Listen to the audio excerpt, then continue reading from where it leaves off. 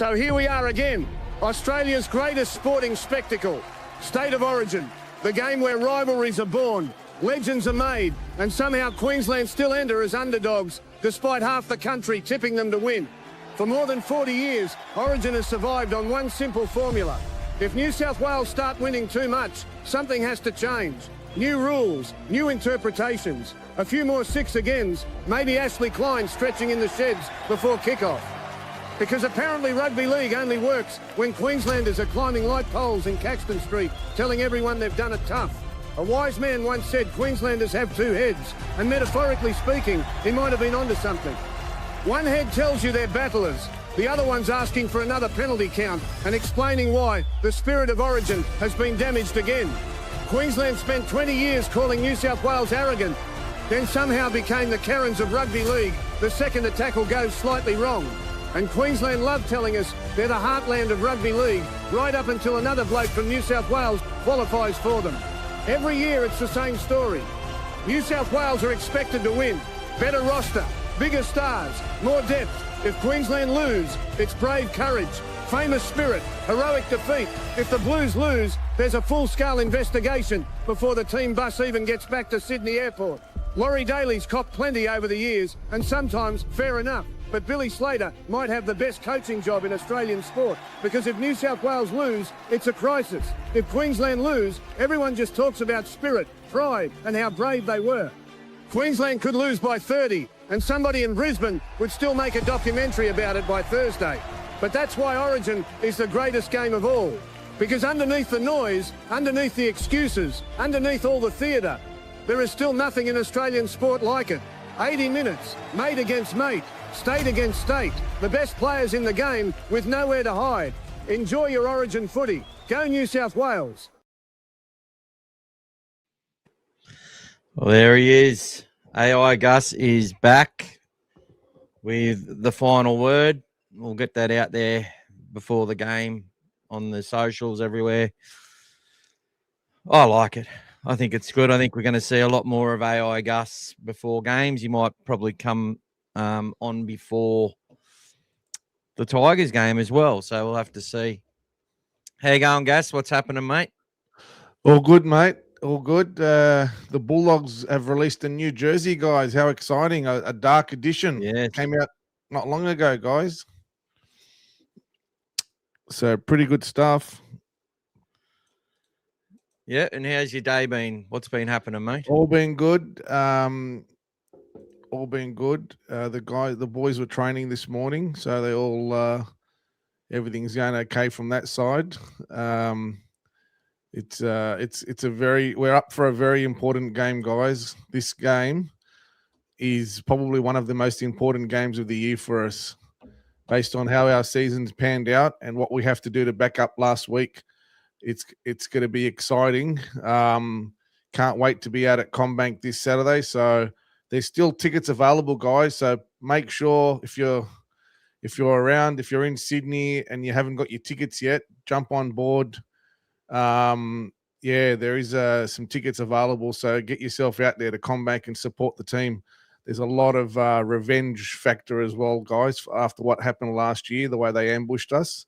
And if everyone remembers all the post-try celebrations and the khod and all the stuff that happened, there's a lot of intense stuff that was brought up in that game, and it's time to get them back. So, yeah, it's pretty good stuff there. Looking forward to it, guys. We'll wait for a few more people to come on, but while we're there, let's look at these new jerseys, shall we?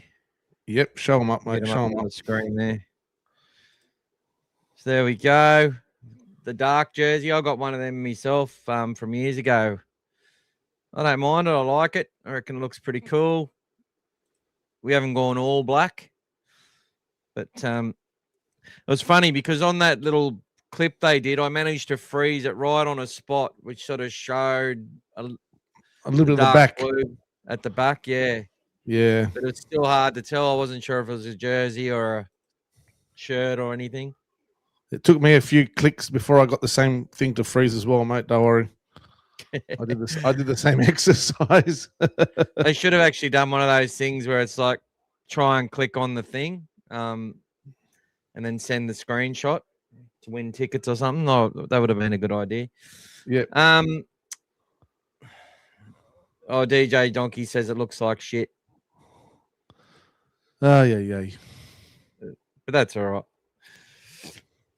We weren't on time, not quite, but not too late tonight there, Tony. Tony says Elmo and Dibbo are talking so much shit I had to leave. Oh, probably, how the coach listened to them and stuff. G'day, Lucas. How are you? Let's go, Mike. Good evening and welcome to you, British Bulldog. And James, the good James. Wonder if Nick, you're liking the new jersey. Good stuff. Welcome to you, Ryan.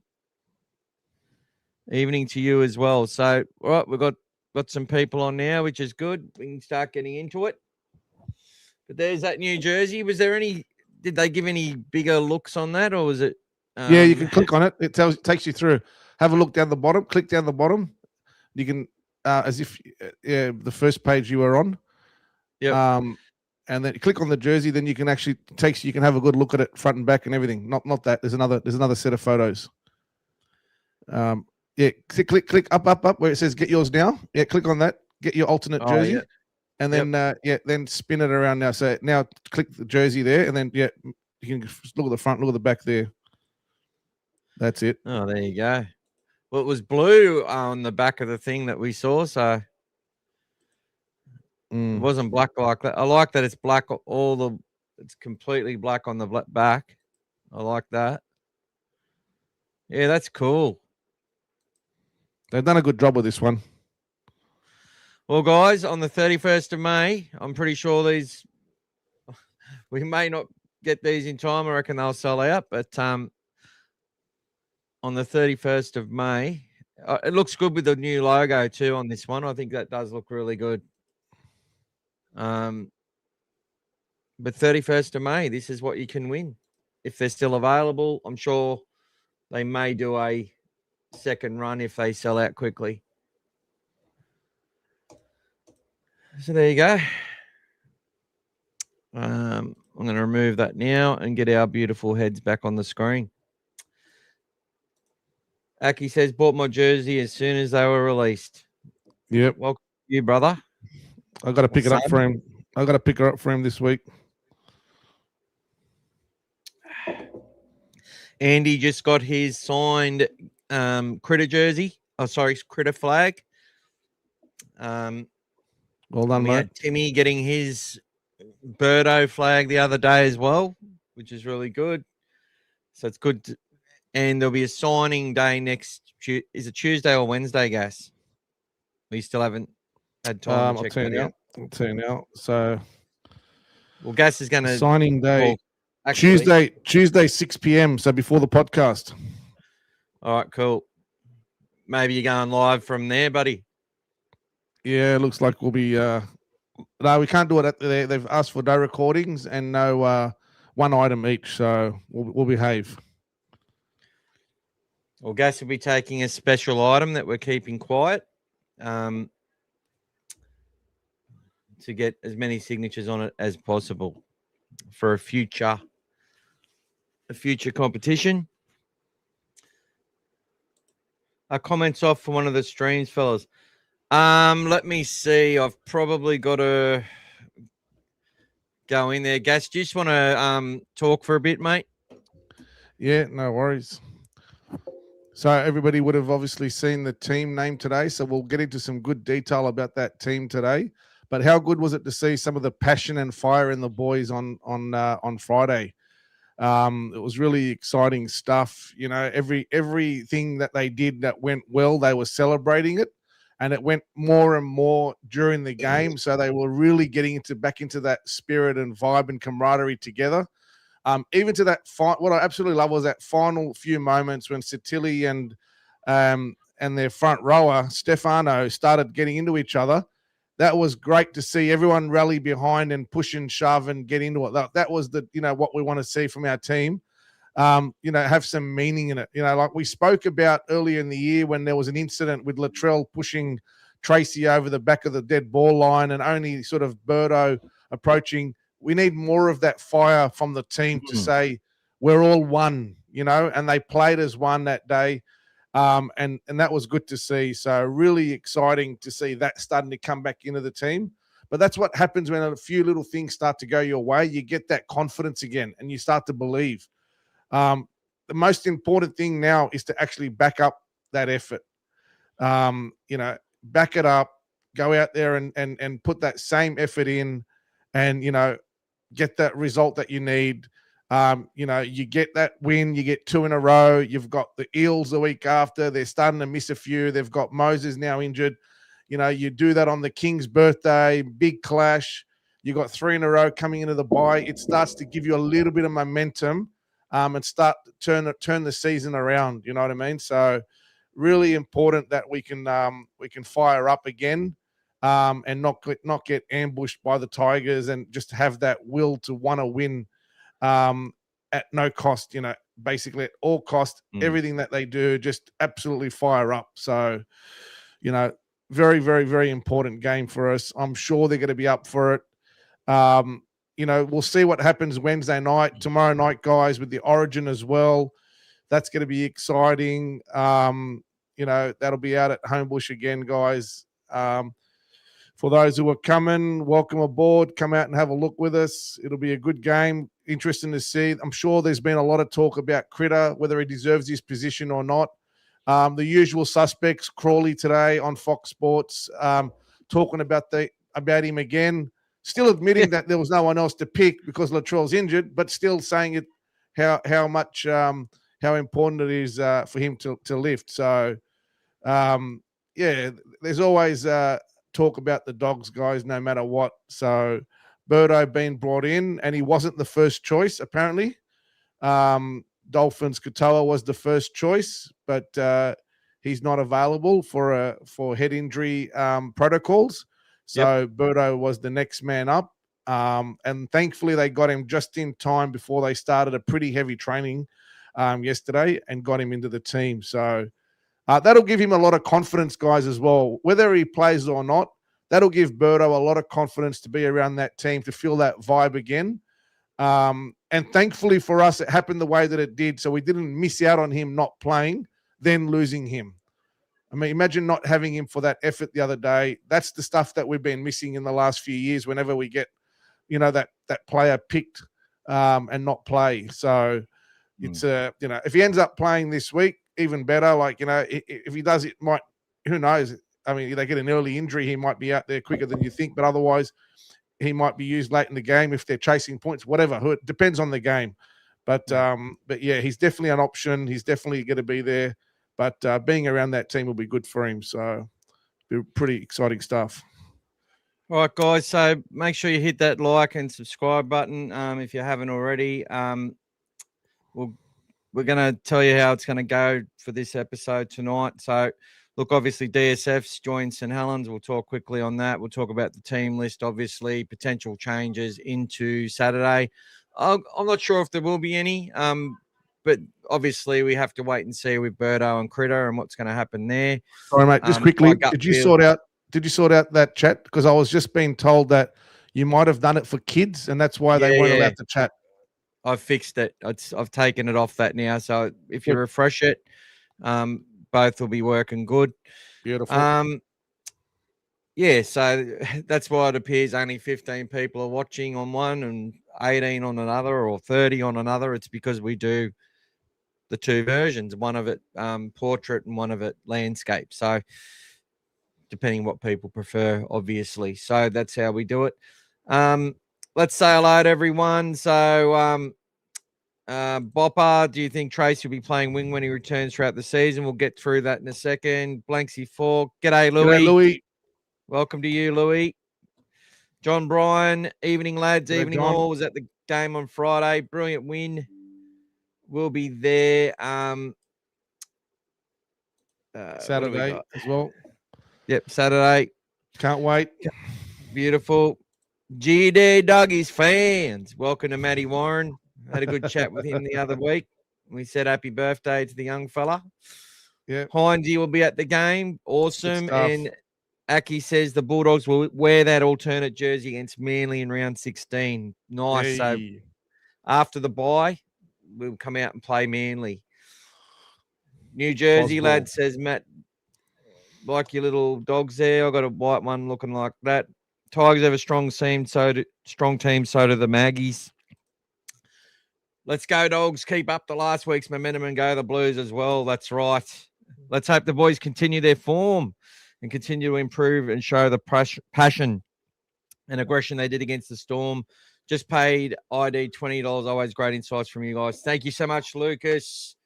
More money going to our Walk For Autism, obviously, and another 4 tickets in the draw for the jersey. So that's the thing, guys. Any money that comes this way, especially through our platforms here or through PayID or whatever, goes in for a jersey. Members also get a ticket in these draws as well of the Dogfather, which thank you to everyone who joined up. Sean Scary 79, he actually joined the cartel version, which means that after a little while of doing that, but I'll get mine sorted as soon as I can. He'll actually get a little Dogfather merch pack. So won't be too great. I've thrown a few things to a few different people at different times. There'll be stuff like that, beer coasters and whatever else, car fresheners and stuff. But thank you so much. We like to give as much back as we can, and that's exactly what we're doing, and we can't do it without our major sponsors. So, deep dive with Dave and Dave's creations. He did the AI Gus at the start, both of those. We've worked on some speeches together. I did one of them. I think he's done half of those. We go back and forth a bit, give ideas. It's hard to get the AI thing to say things the right way. It's very hard. You have to sort of phonetically do it. A lot of work goes into it, guys. That's for people. Just, a lot of people look at that and don't like it. Some people thought it was real and commented appropriately. And some other people, absolutely loved it and thought it was hilarious. So awesome stuff. Hines, he says, with DSF gone, does that mean a young prop will make his New South Wales Cup debut? Potentially. Good evening. Celebrating my birthday. G'day, Kylie Marie. Hoping Happy Doggies will birthday. win. Loving Underhill as he looks to have a promising future and loves the show. Well, thank you so much. Adrian Barnes, good to see you, mate. Jersey isn't terrible, but too many chevrons for my liking. We'll stick to the 2015 black jersey for now. I think I've got that one, actually. And welcome to Tommy, or Tim or Tom. Joe Millennium. Hey, fellas, big couple of games coming up going into the bye. And I bought that alternate jersey. Looks great. G'day to you, Dave. I'm just rushing through these so we can get started. Henry, see how we target the Tigers' edges. Hopefully we can put Skelton under a lot of pressure. We'll talk about all of that, guys. G'day, Hey, Reg. Good to see you in Thailand. Acknowledged we are the West. Look, I love the Maggies. Never been a Tigers fan. Love the Maggies, but I did see the great Tiger, Laurie Nichols. I actually saw him the day. It's quite funny. I saw him the day before he passed. And it was literally, I think it was the day after they announced they were merging. So something he never wanted to happen, but I'm pretty sure he would have been cheering for him in 2005. So, I actually saw him at Redfern. But there you go. G'day, Paulie. I think Trace would be awesome on the wing. Side to Harry to 13, been waiting for it for a while. We'll see what happens, guys. That's last week what happened. I think the sort of team's been left as it sort of was when Preston went off the field after 12 minutes. Now, Salmon hadn't really touched the ball, I don't think, in any sort of linked manner position prior to that. Then moved to the edge, and Harry was the first who came on and replaced Preston. But look, this is what I commented. I spoke to the Kennel guys on their chat thing today. Like, are people deliberately trying to mislead us? I'm going to ask you this question, guys. Do you think some of these podcasters are deliberately misleading you for entertainment and outrage purposes, or it's either overglazing or overhazing? There's never any, balance. It's either too much of one way or too much of the other. Every single week, the team, it must be 9 out of 10 times there is a change before game day, isn't there? Yep. Am I right in saying that? Every time, mate. So why don't they get that? Why do they get either so happy or so angry every Tuesday? Are they Dory the fish, or are they just trying to do it for entertainment because they know most people aren't sort of as invested, or are they just not invested? They're only invested in the scoreboard. It's like when we were down 18-6, you hear about all these people talk about, it was same old for the board. Well, it wasn't same old. There's a bit of same old luck that we're getting, and I know Montoya missed the tackle, but Carraz missed the cover. And he did have a good shot on him. Like, he gave him a good hit. He bounced off and scored. Then we had the other thing happen. It was a good try to Josh King. We had some repeat sets, but we made more line breaks than them.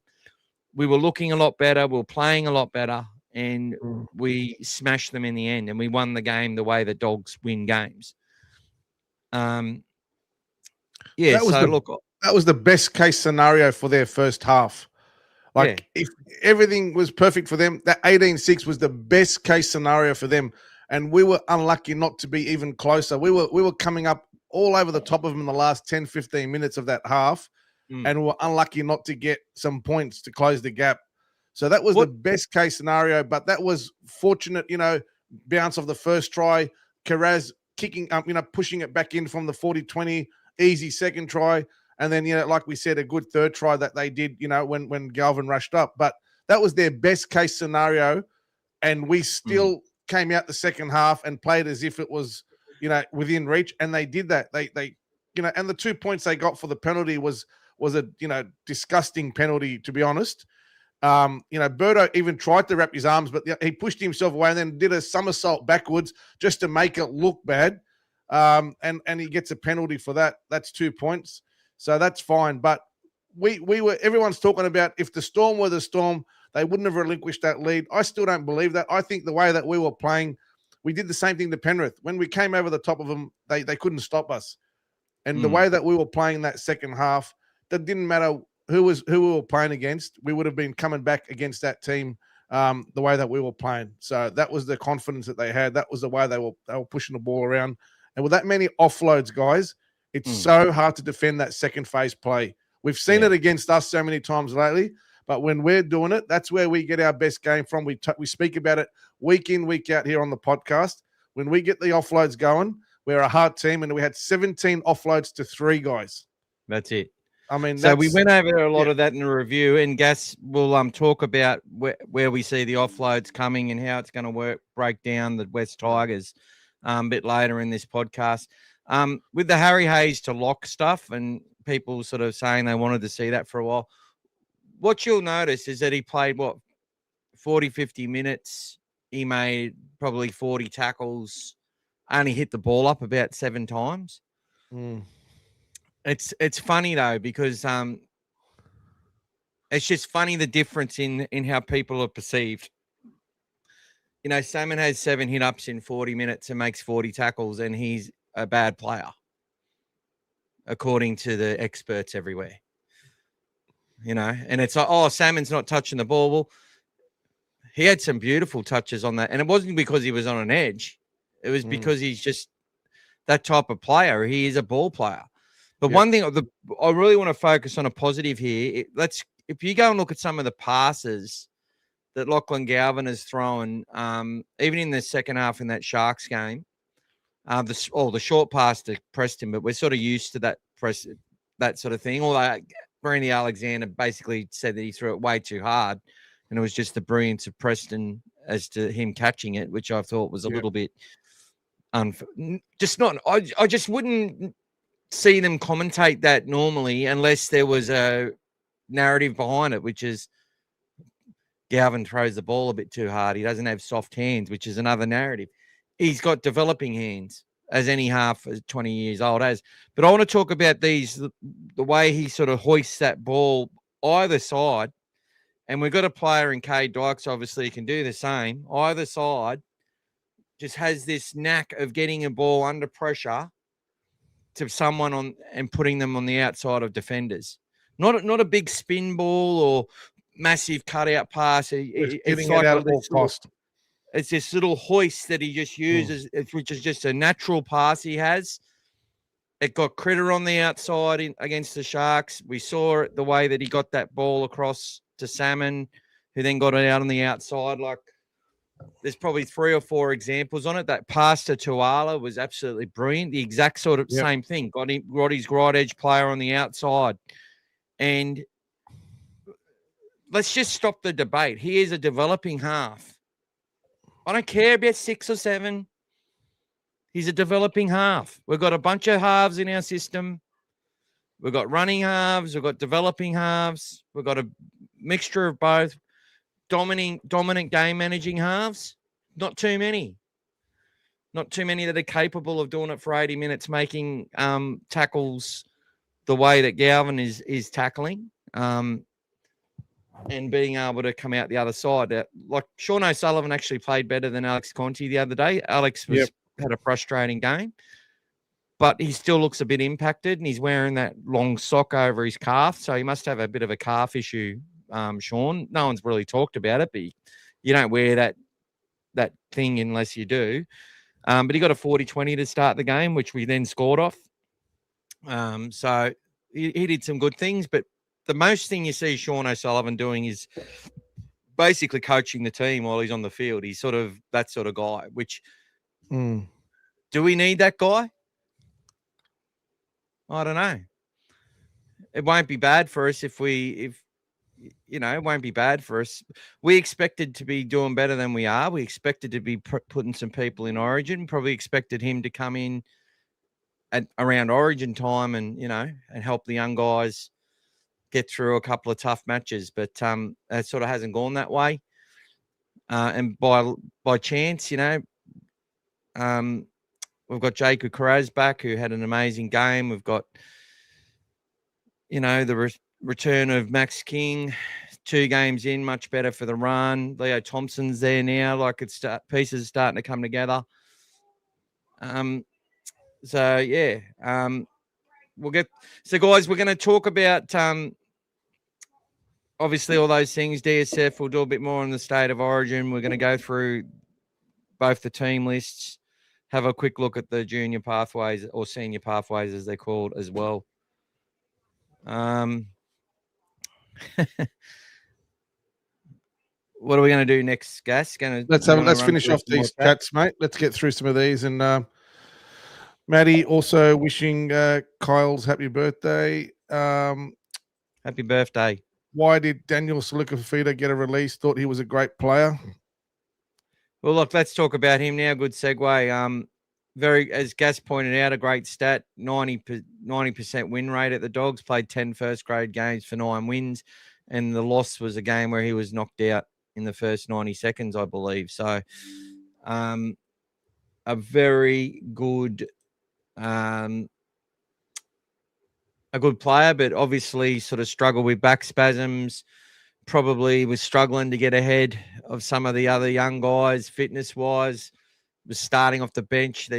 We're going with these young guys now. We've made that decision, and obviously his manager got him an opportunity somewhere well. I think he'll go well in the Super League. I think he'll do very well over there.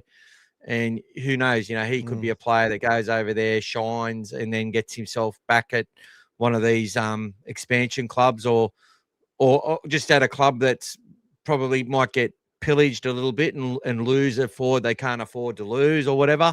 He might be a player that then comes back into one of those clubs and adds support there. And it could be one of those guys we go, God, I wouldn't mind having a Daniel Salukafita right now at his best, but that's the way it goes.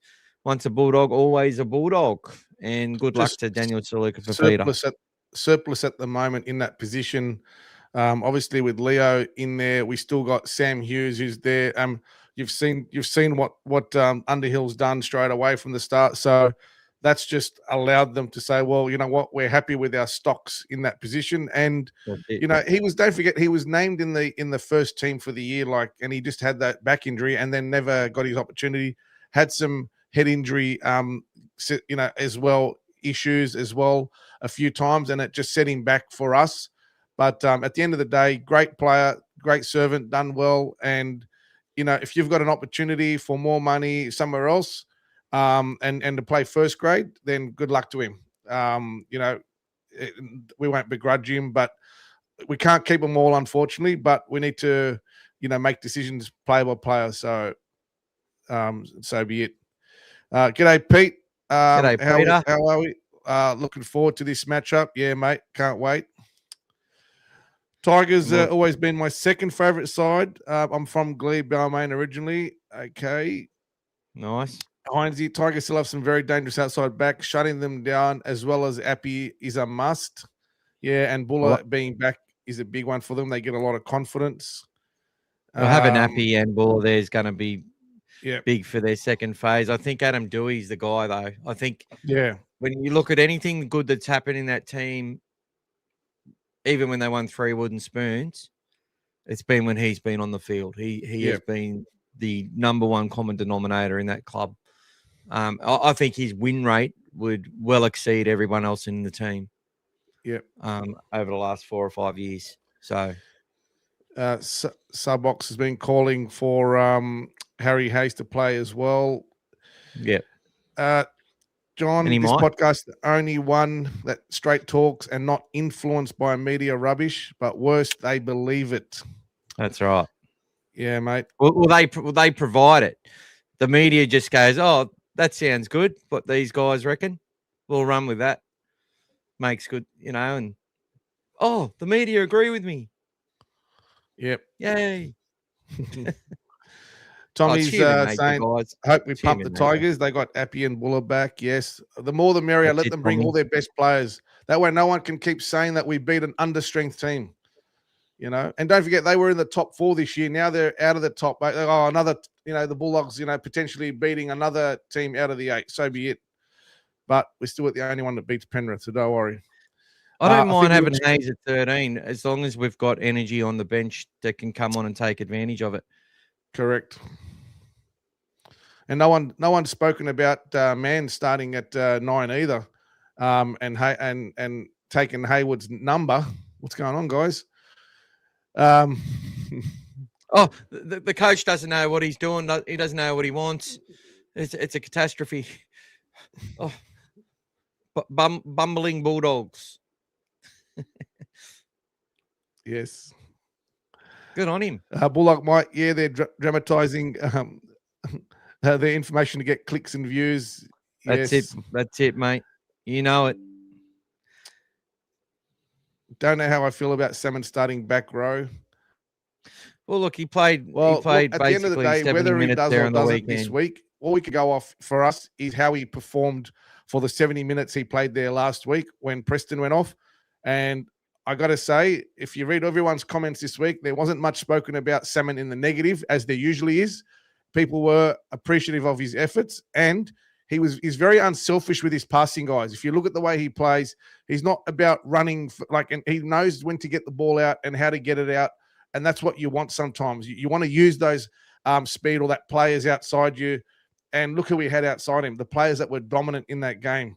So, you know, Birdo, you know, Cherry and you know, Rinakama running that line out the back there as well. So he used it well. And if he's doing his tackles and he's getting the ball out and he's doing his hit-ups and running, and he did a few good hit-ups, then if he does stay in that position, there's no issues with that, guys. Yeah. I think also, I remember Serrato saying that he reminded him of a Wade Graham. And look, Wade Graham is probably a bit more robust and tough, appearing perception-wise, but he'd often do that. He'd get the balls out to the faster players, but he could kick, he could do it all. Salmon can do all that too. I just think he's just been playing a role to try and give space to the halves. through our shapes. But what we've seen is that opposition, it comes down to fitness a lot of the time as well. Like teams are fitter than they've ever been. Might not look like that way with the fatigue, but with the energy that they put in to force errors and stuff and get up in your face, on the line speed of teams is so much better across the comp than it was even 5 years ago.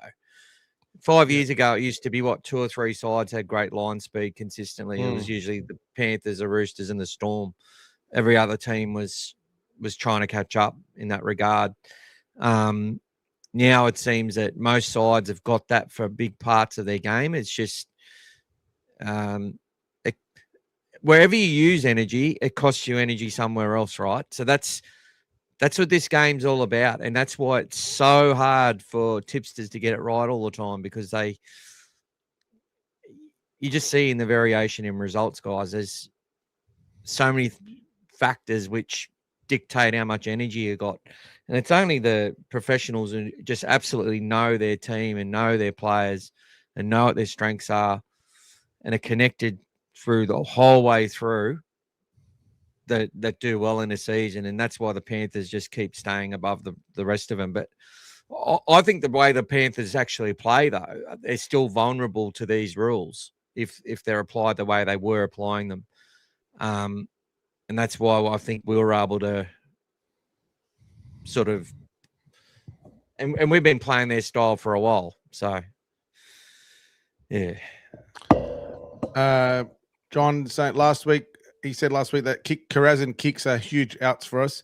Carraz came back and we got our mojo back going forward and offload. So he's a huge in, big time. Bloody oath.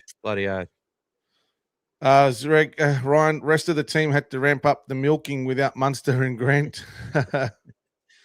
Oh, it was all through New South Wales Cup too and Jersey Flag. It was the Storm had something going on. They had a big chip on their shoulder all weekend. Yeah. But we had a bit of a chip on our shoulder too. We stood up to all of it. So that's it. The Storm never came close to our 20 in the second half. They didn't even get over the 20 once. No tackles. With this lineup, if it stays the same, we'll be interested to see our goal line D.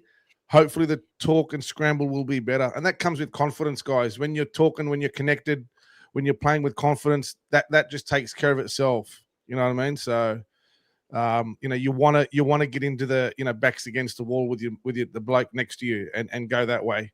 So hopefully we'll see what happens tomorrow night with the Origin, how they ref it. And then if they continue to sort of, looks like they've just calmed it down a little bit just from that last weekend. If it continues that way, it's going to be probably a little bit more in our favor, a little bit closer to where it was last year. And, that those big momentum swings might not be as bad, hopefully. But Magic Round, you saw it. There was what did you say, Mike? There was at 6 or 7 games, 22 points or more. Yeah, well, we were the second closest game, closest loss. The Cowboys beat the Roosters, I think 18-12. Yeah, and then every other game was it that game? Was it Roosters Cowboys? Yeah, and then every other game. 38 to what was it? 38-16. That was the closest that any team got. Another team lost by 22 points as well, and then every other team was 24, 30, 28, 26. So I'm like, weren't going as bad as we thought. Yeah. Bulldog Mike's just transferred $10 through Play ID as well. Thank you so much, mate. Thanks, guys. Salmon looked a lot better combining with Berto, Cherry, and Jethro. Yes. Karazi's back, but because he's fullback, we get his impact in good ball floating around the field, gives us a new dimension. Yep. And we get, the fact that he did 7 offloads means he's popping around all over the park. So you get those opportunities. And he's always good. As soon as you're slightly down and you're getting a little bit fatigued, he'll just come over the top, get that sort of hit in the tackle, and then turn around and pop it. There's only one of them that he passed that hit the ground, and Montoya did a great job to pick it up. And all it did was kill the opportunity for Montoya to promote the ball. So we didn't make any meters off that one, where the other ones we did, but Montoya did a good job there. Jack Underhill's enormous. Reardon looked very comfortable at this level. Burton and Cherry were brilliant. They have room to work with. I mean, guys, if Critter plays Origin and he's ready to go, it's a tough decision where you put him this week, isn't it? You don't really want to change the back line the way that you've got it potentially, but yeah, more than likely there would be a very easy solution there. With the last man in being Montoya, and Ari probably going back to the wing. Bulldog Nick, I thought it was a sound tactical move to move away from using the 13 as a first receiver and touching the pill about 2 or 3 times a set. I hope they don't get back to it. Well, look, they'll probably do horses for courses every game.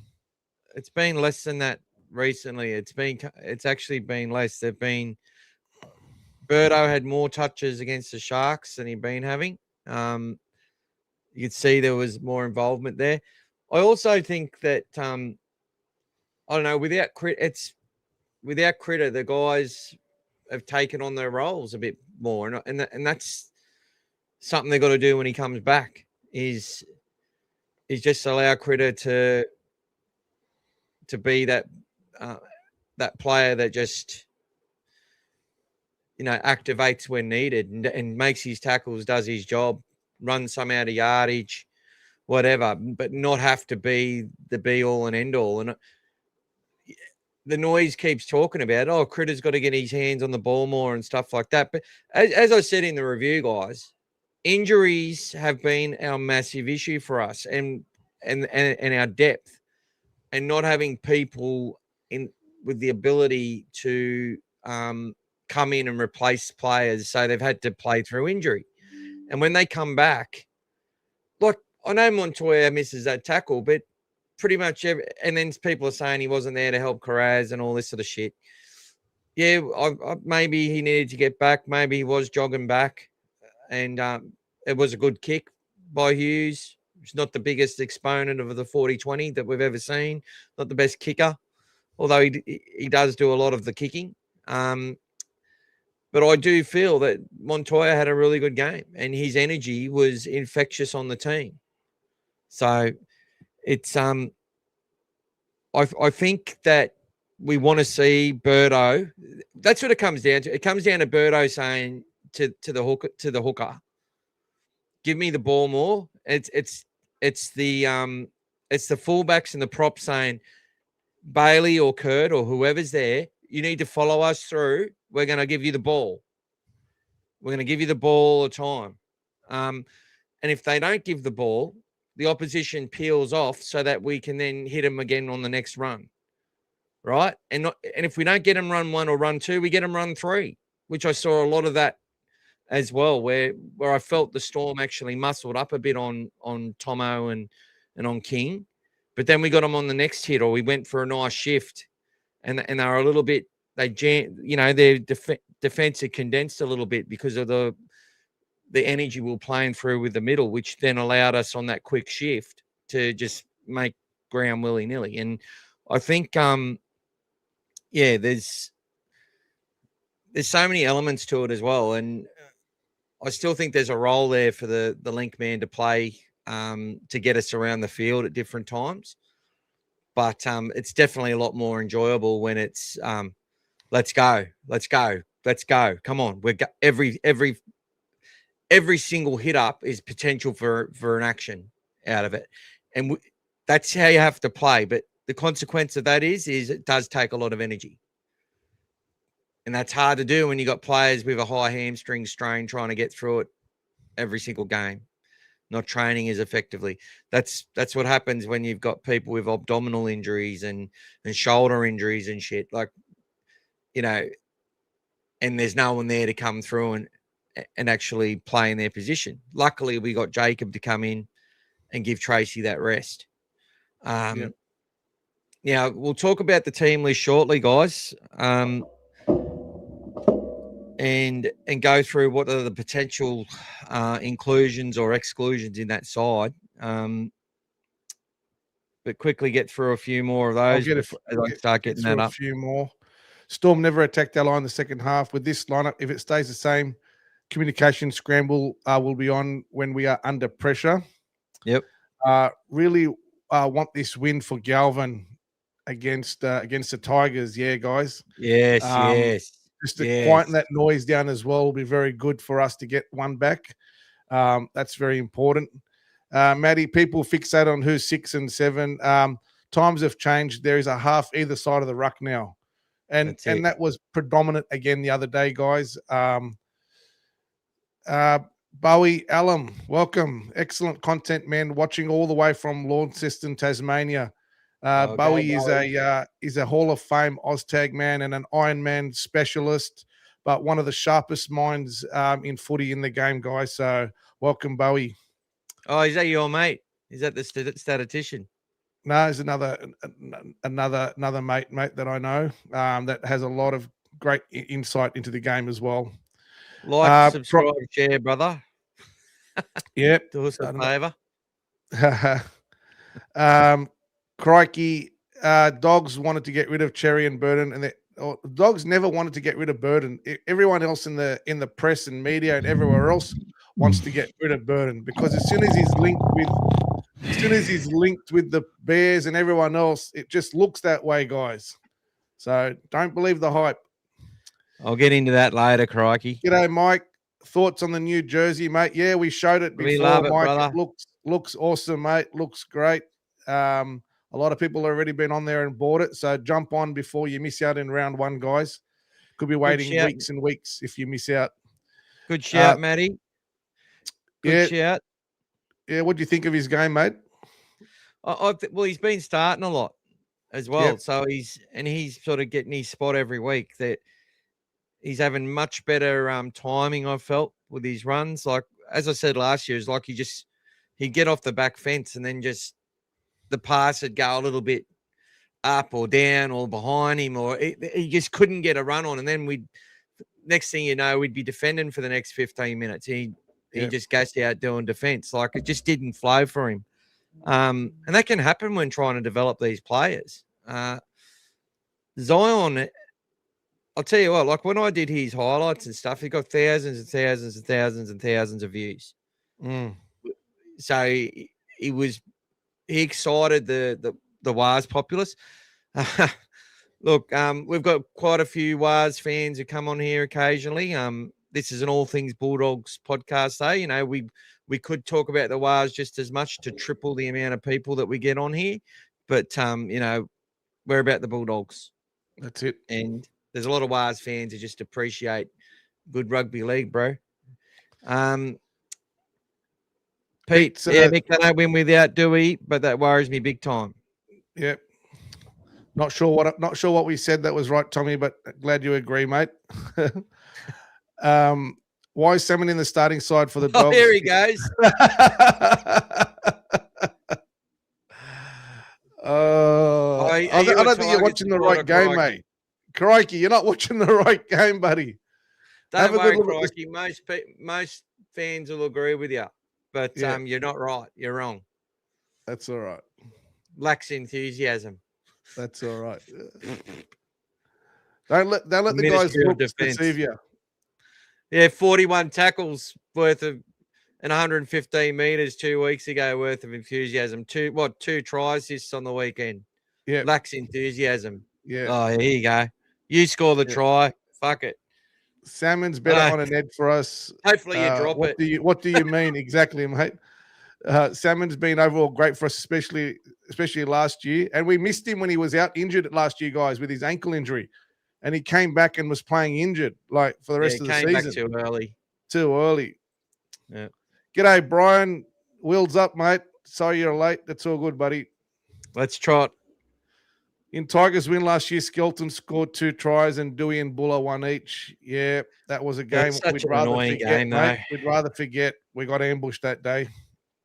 It was in the wet as well. And guys, it's raining all week in Sydney, and it looks like it could be wet again on a heavy track. But we've had good results in the wet this year, so bring it on.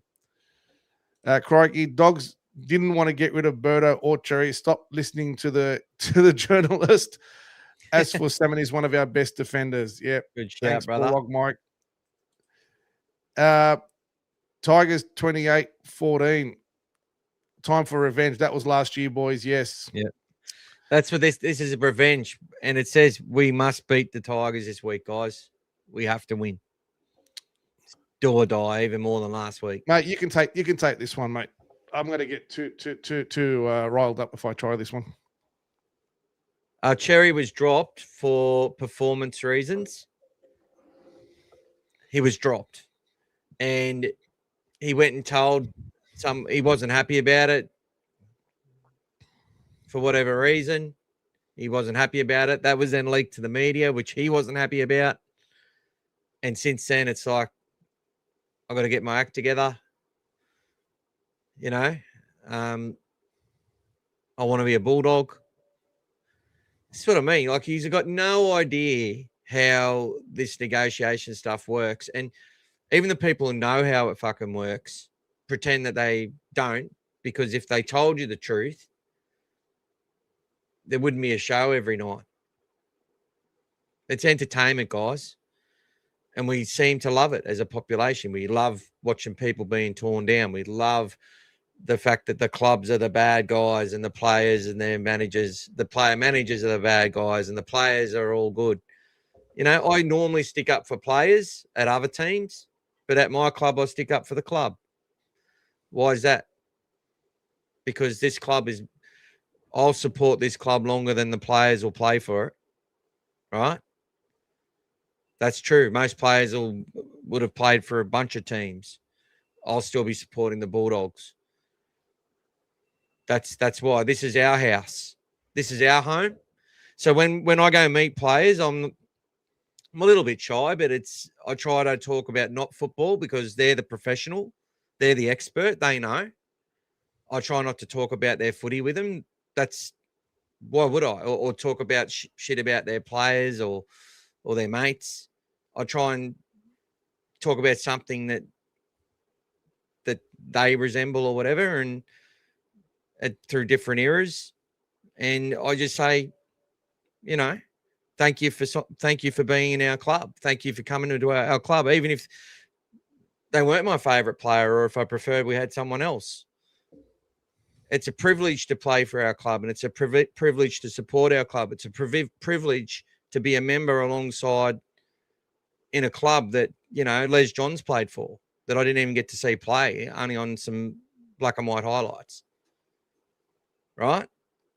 I go to those history, Ultimate Bulldogs, the Bulldog story, history of the Canterbury Bankstown Bulldogs, run by Nick. And you got Joe, who runs the other one, Ultimate Bulldogs.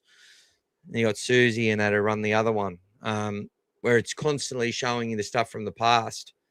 And then when Gas did his countdown, 155 days out, he was going through all of the Bulldogs in that era. And it was counting down the days, right? So it's going back to the beginning of the Bulldogs, and he's learning about players and stuff that, with his photographic memory, he's got in his head now. So it's so much more than going out on the weekend and winning a game of rugby league. So much more than that. So much goes into it. And for people to sit there and just nitpick every fucking thing, like everyone's turned into the fucking media. That's why I did the NRL Media Watch. And if I had the time, if I got paid to do it, I could do a TV show where I just highlight every bit of hypocrisy and how they've reused everything. And people would watch that and enjoy that as well, because it just shows how ridiculously hypocritical they all are. We had James here, the other James, sitting there talking to us, saying we were being disrespectful to Braith and all this sort of stuff on Sunday. I'm like, no, we said clearly that they're doing their job, and their job is to be vague about things and to not always just give their opinion. And when they're getting abused, the egos of those, it does get to them as well when they do actually give an opinion and they get attacked for it by people like us or fans or whatever. It affects them too. Like, you can tell, because Braith's always coming out trying to defend himself, and he does his little shuffle thing with his head, and he's like, and he tries to get other people to talk the narrative because he doesn't want to. But he's the host of the show who's told to talk the narrative. Like, I know an ex-production manager from there. It's an entertainment show, and it's like, well, there's 6 million negative impressions about Lachlan Gowin. If you're not talking about Lachlan Gowin again, we'll find someone else who will, whether you want to do it or not. So here's the stuff. It's right. The Bulldogs lost. The halves didn't take control. It's Gowin's fault. Go talk about it. And then when they get good at their jobs, they don't even need to be told that. They just go, oh, yep, bang, bang, bang. And they'll sit there and go, like someone like Braith, if he was to listen to this, he'd sit there and go, I haven't heard so much bullshit in my life. What an absolute muppet. Really? When you know, you know. When you fucking know. Let's keep moving. Katrina says the Tigers are still a chance of winning. Look, in this current day and age, every team is a chance of winning every week. If you don't turn up, you get your ass kicked every game. I hope we beat them by 50. Hayes gives us some good oomph in the middle. Is that how you spell oomph? That's good, mate. I like that. And oomph. Salmon's ball playing serves us well on the edge. Yep. G-Day Duggies fans. Mike is asking Zreg where he got his Bullock picture from. That's okay. Guys, I think letting Burto go by, telling him he will have to play centre is going to be a massive mistake. Something I think the club will regret. I think we should stick with him and Galvin. All right, let's go. NRL 360. He's read the thing from Paul Crawley. All right, I've already got a response typed up, ready to go, but I did one last week. Every time he releases a game day attack on the Bulldogs win. So hopefully he does another one for release on Saturday morning. Expecting the Dogs to lose or basically making it, if they don't win and win well, we're going to smash them. Gus is the problem. I've never, in what other team has any administrator ever been consistently called the problem with the club that they're trying to help?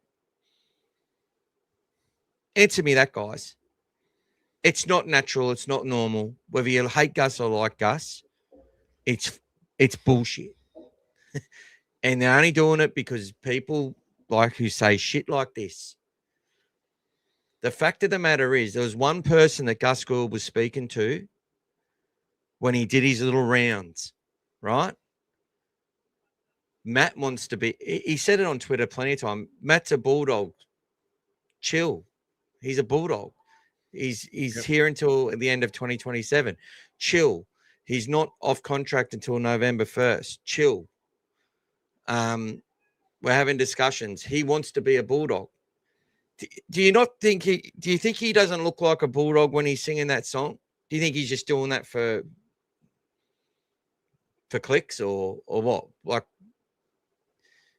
you can hear the passion in him when he's doing it, right? I believe it anyway. I believe it. He's convinced me that he wants to be a Bulldog.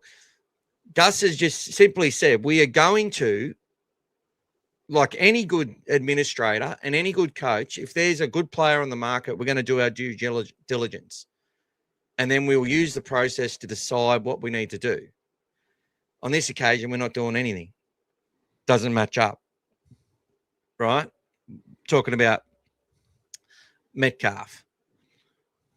He explained to you, Mitchell Woods is nowhere near ready due to the injury problems he's had, and he needs to play through the pathways. Just like Finau Latu went back to Jersey Flegg.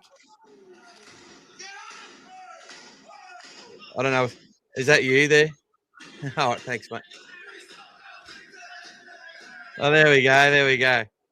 There's Birdo. He's like, let's go. All right? Loves it. But I want to finish this, bro. There we go. It sounds like a haka. Mate, sorry, there's no passion in that. What are you talking about? I don't feel it. No passion. There you go. Oh. So no one said he's going to play centre at all. And Paul Crawley completely, was going to say misread the room, but he's misled the room. And it's funny because another journalist from Fox spoke out of school and said Gould's inspired Matt Burton to play better.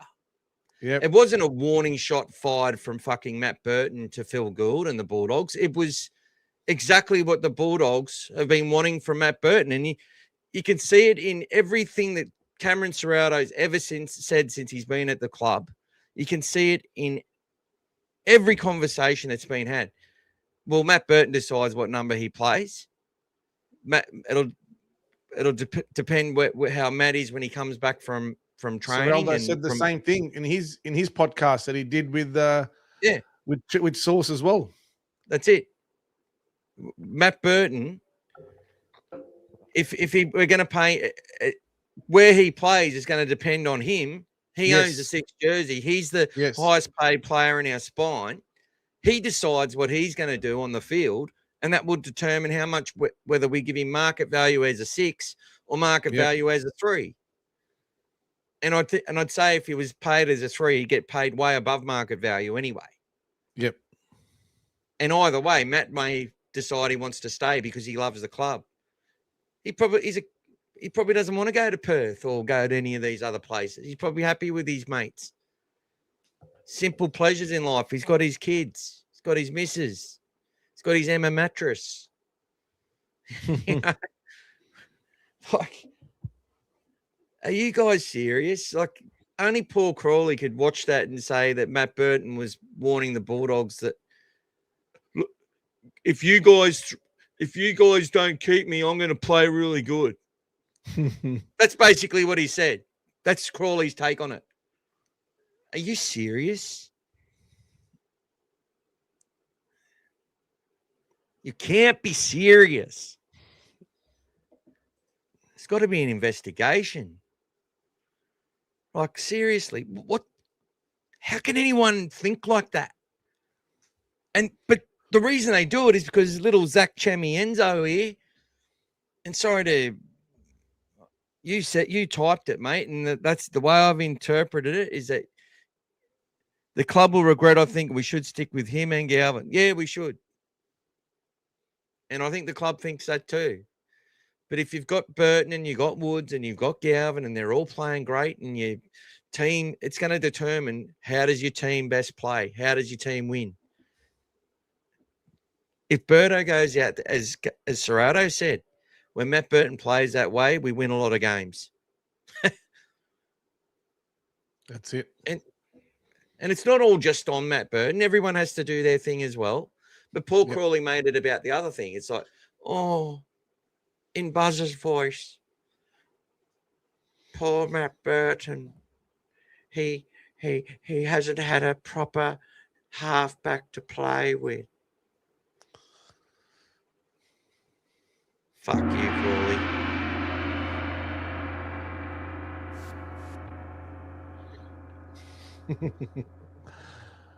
Nobody remembers how well he played edge back row a couple of years ago.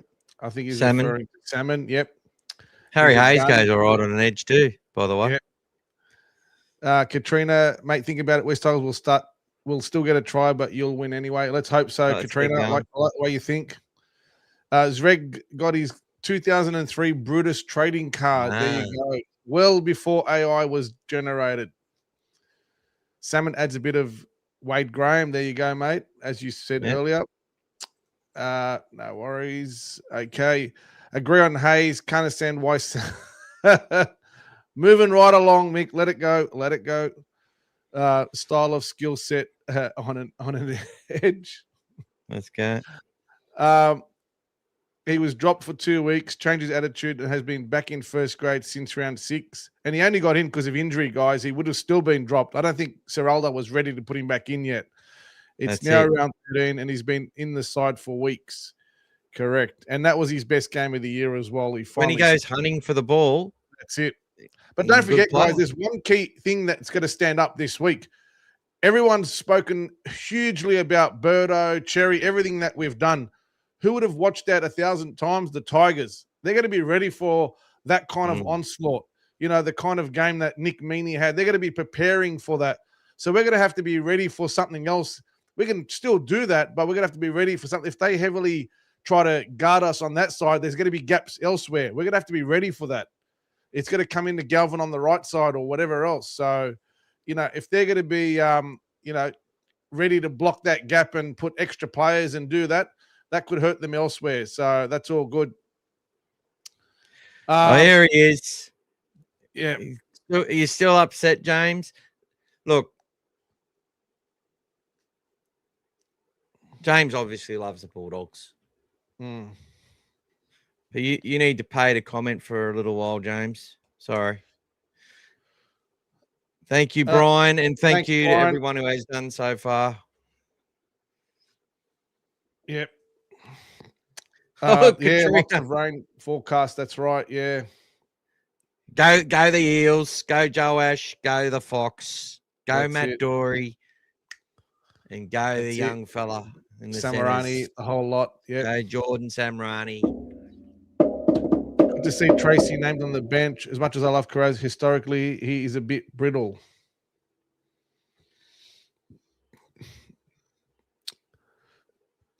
I think it shows that players carrying injuries impact performance. You can't just get away with it in today's game.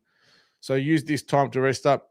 I don't even think Tracy potentially would be an option to play. I think they probably should rest him for a few weeks, but sometimes you just put players on there. If you remember a few weeks ago, Ben Hunt was named. He wasn't even playing. They just put players on there just to fill their spots, guys. That's it. West Tigers all the way for Katrina. That's all right. Go Jarrell Skelton.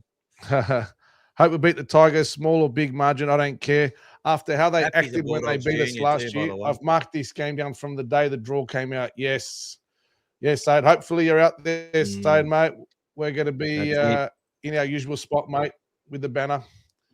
Loved having Salmon out the left. He actually nailed some of those passes we've been having Nick down and got the tries. Yeah, mate. Very unselfish and very, very sharp and quick to get those passes out as well. So very good. I agree with Ciro too. Thank goodness for the captain's challenge. A few key decisions. Officials right on the spot got it so blatantly wrong that we shouldn't have had to challenge. I mean, 3 challenges we won, and the Storm won a few challenges themselves, and there was one, that went sort of without a result. They retained their challenge, which I thought should have lost it. But he made sure to call out those 3 challenges just to show how he feels we've been sort of, picked on the last 6 weeks. He just really used that point to basically say, without saying it, that he's not happy with the way the refereeing's been done, guys. So yeah. Ball playing locks are really effective when used sparingly. Yep.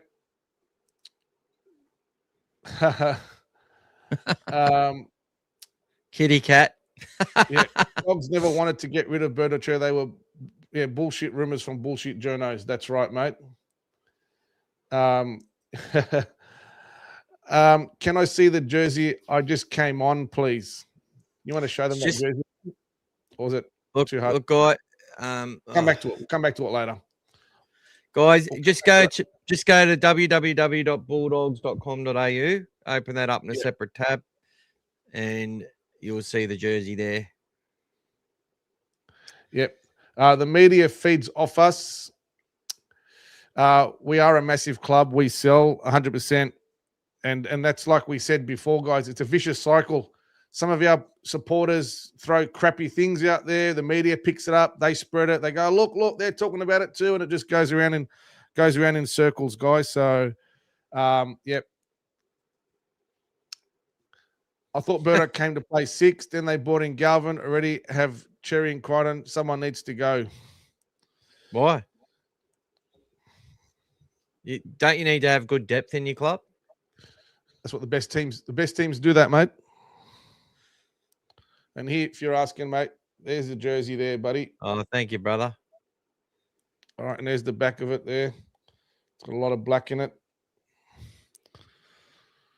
So James loves Burton. If he's good enough to be in the Blues, there's a lot to be said there. No worries. Okay, crikey, you couldn't be any more wrong. Sorry you're late. No worries. Oop. Dave's just bought the jersey. What's happened? Okay, I'll show you what happened here. Zreg's put $10 down and said, "Let James speak." He wants us to shut him down. Ryan's one of these people who wants to see us go Nicolas Cage. But when we were ignoring James, it was like he was getting drunker and drunker, or something. He was getting angry. He was getting a bit emotional at us the other day. But anyway, look, I love the fact that you keep coming back and you say your bit, but like a lot of people, you're very stubborn. It's like you can tell people the truth 100 times and they still believe what they want to believe. That's just Matty Warren's tell people how to giving you think. Another 20. Matty Warren's giving you another 20. No, mate, no chance of that, mate. No, Gas doesn't drink. Haven't tried it yet, and I'm not about to, buddy. There you go. Good to see Berto in for another easy 30,000. There you go. Named in the Origin. There you go. Happy days. Club first for James. You don't want to be a hater, Matty. Thank you, Matt. But I hate the haters. Timmy's on board. Hey, finished his Church Bible group's studies. over. Welcome, Thank you, Timmy. Thanks for fitting us in. Yep. Timmy's back. Glad to be tuning in. All things positive. Bulldogs podcast. That's it, Timmy. We wear that name with pride, guys. I think 6 tackles with Finch is on at the moment. There is actually something the Kennel are doing, which I do want to promote for those guys because I like it. On Saturday, they're going to be at, is it Feel Good Burgers or something? It must be in Belmore or something. Sounds like you're saying Feel Good Burgers, but I think it's Feel Good Burgers. And they're raising money for M&D. So 50% of sales, I think they're going to sell their merch. So any kennel merch that they sell, 50% of that will go to support M&D. So good shout out for them. I saw that on their review that they did on Sunday. Brian, sorry, if an ex-player is bringing disrespect to current players and staff, why do we have to be respectful just because they used to play for us? That's right, True. Brian. True, Brian. And Bulldog Mike supports you, mate. From the comments, you can tell who came here from the kennel. Guys, you have to admit if Burton's future is at the club, it's not 5'8", and we'll get less money to play centre. Surely he's going to take $1 million to play for somewhere else. So that's what Gus said, Zach. Gus said in all the stuff he said, which was a lot of this and a lot of that, which we've all, if you've watched our podcast every week, you wouldn't even have to have listened to what Gus said. Correct. Except for the thing to Matt Burton, which we've probably said already as well. And that is that Matt will decide whether we pay him for a 6 or as a centre. That's it. It comes down to form, comes down to having depth. Simple as that. We fit the good players in and you get value from your juniors. The problem that's been for the Bulldogs, and this is why this is what, when you listen to the comments from some of our people who come on and they're very, straightforward with it. Like, go buy that player, go buy that player. That's what a lot of our fans who love that 2004 success and love the 80s success and the 90s success, they just think, Bullfrog, go and buy the player, right? We need this player. We go buy 4 forwards, go buy this, go buy that. They can't do that now. So they just think that Gus is just trying to buy low value players. You got people saying he's trying to get a cut, which is bullshit as well. Absolutely. Like, where can you fit him in? Like, why would he risk his whole salary to try and get $1,000 out of someone's contract? Like, fuck off. Seriously. And Gus has got more money than he needs, guys. Trust me. And that's he works too hard to use it all. Some people just, money's not an issue, like they have different problems. And when you've got different problems, You're not worried about money. But look, I'm sure he'd love to own more racehorses and shit like that. But anyway, the point I'm trying to make is that our juniors, our good juniors, were costing us money to keep, when they're the players that should be giving you value in your cap so that you can fill the spaces you need when you're trying to do a rebuild, especially. So when you've got to pay overs for player X, your juniors coming through, you need to be getting on minimums or getting them through development deals and using them and developing them that way. And even going back to our successful sides, and a lot of successful sides, you will see that there's this core group of players. There's usually 3 or 4 players which are sort of coming in on the bench, and they're not on big money, but they're having an impact. And over a 2 or 3 year period, those guys are so instrumental in a team entering that window and potentially having a crack at a title. And, I go back to players like Rennie Mature and Sonny Bill Williams and Asatasi and that. Like, there was development there over, like, Rennie Mature. How long was he there for? I don't think he was on much money when he come through that as a player off the bench for the Dogs. Boy, been there for maybe 2 or 3 years, warming into it. We'd had Stephen Price was there for a long time. We bought Andrew Ryan from Parramatta, which I struggled with because he was from the Eels. We brought Luke Patton in about 2001 maybe. Yeah, from the Dragons. He lost a grand final that they should never have lost. So look, we had Corey Hughes had spent a long time in our system. Adam Perry would have been playing for nothing. We got Willie Tonga from Parramatta. We lost Nigel Vangana. Like, we should have won a comp with him. We had Haslam through that whole period, who probably played for unders as well, I reckon. Yep. Haslam was offered big money from the Rabbitohs at one stage, guys, and decided to stay a one-club player. Big money a few times, but the Rabbitohs threw a lot at him at one stage, and he decided not to go. So, yeah. Well, how good would it have been for them just to have someone who could kick goals, give them a chance for a win during those periods, because they were on their knees. That's right. They needed someone who could influence the scoreboard and finish things off for them. Anyway, I think we've said enough on that. Do we want to go through the team? Yeah, let's go through the team, mate. Let's go through the team.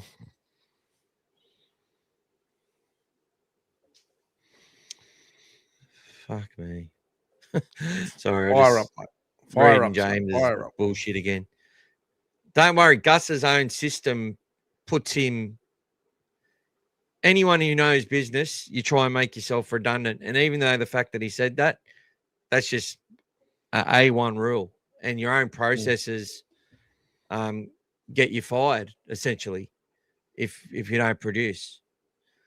And if he keeps getting things wrong, he'll fall on his sword. If the club's not happy with him, how many years did they sign him for? 5 years. So, what did you expect?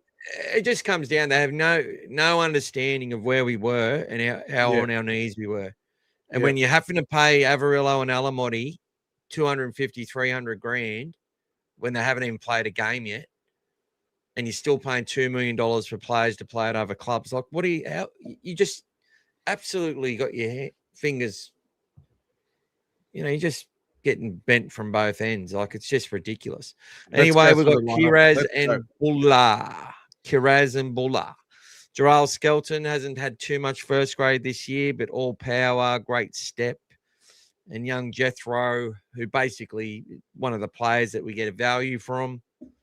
Jarrell goes on a $250,000 deal per year to the Tigers. Sanua Taruva, one of the toughest young guys in the game. And Bronson, who's getting back to his best. Makasini, I think this is his return game as well, is it? Has he not played for a while?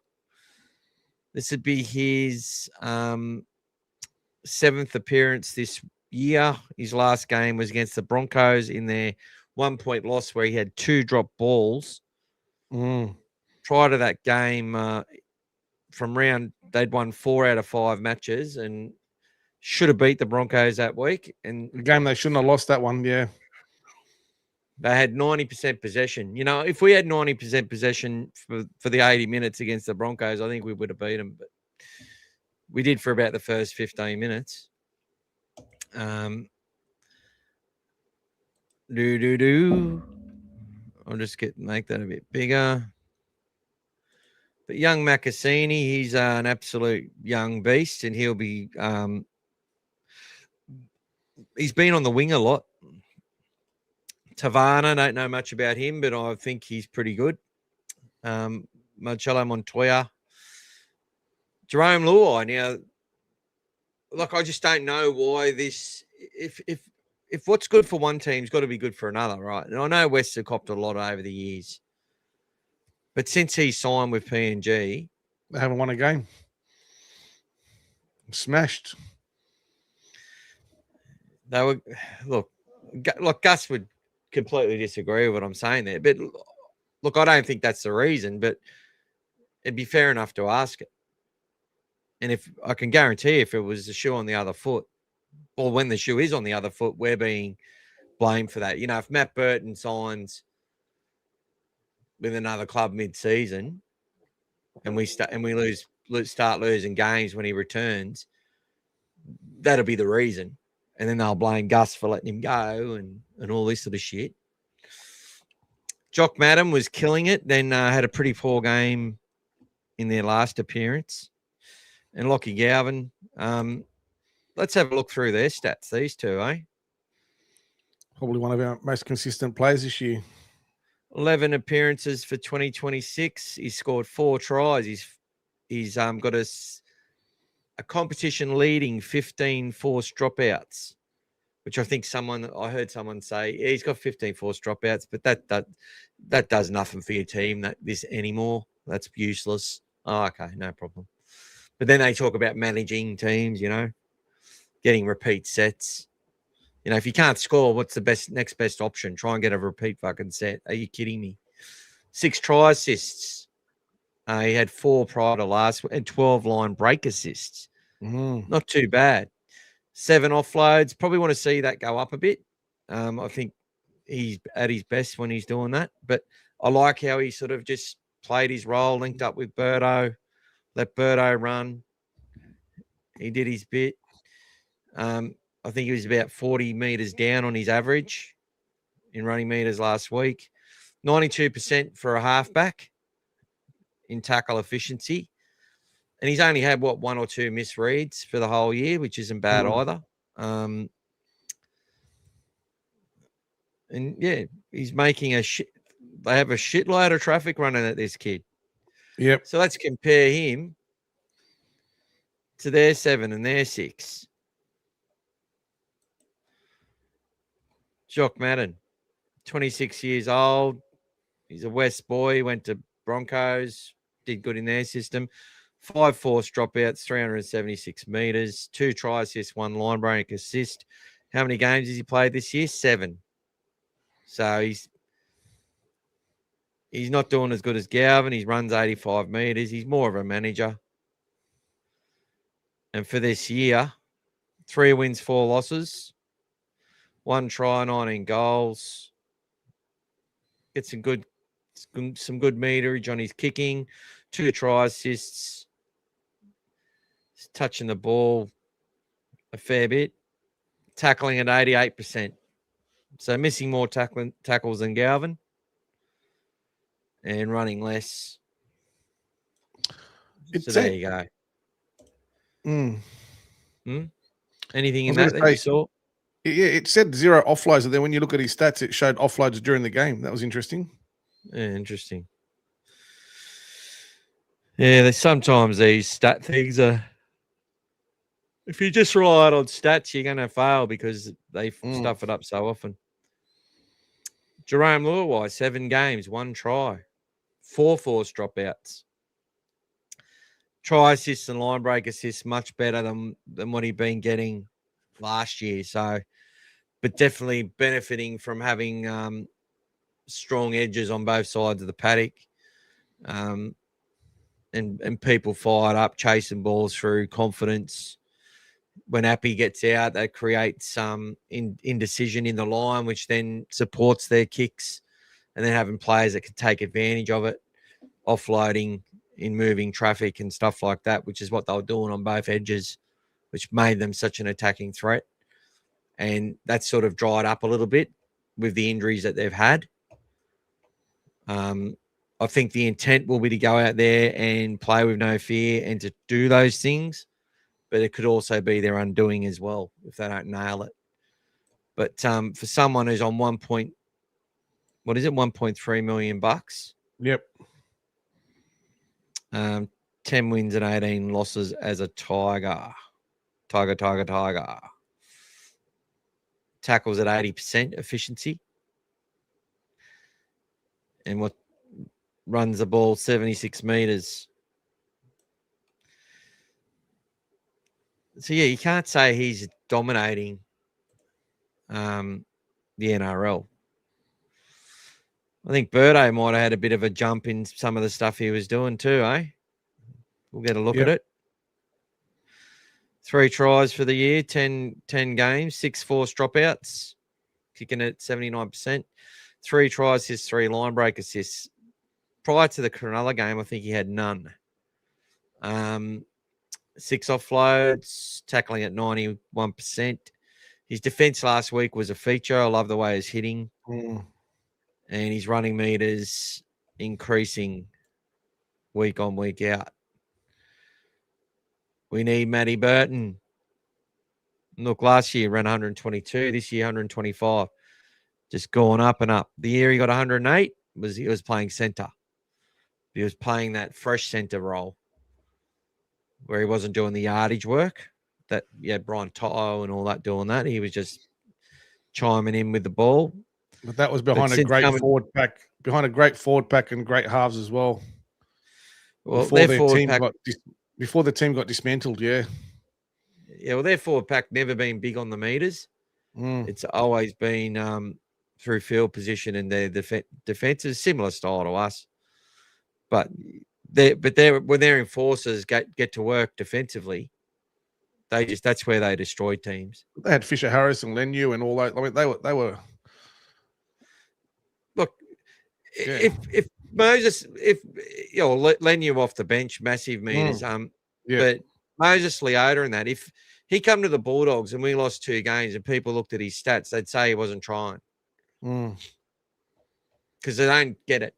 They don't get what these steely bastards in the middle do. Same with James Fisher Harris. And when the fish is fit. Yep. Plus they got, that Jackson Ford and Barnett doing the work they're doing. And the power on their edges. That's why they're awake and they're a premiership threat. No doubt about that. But just getting off track again. Nari Tuala's had a great season this year. Yep.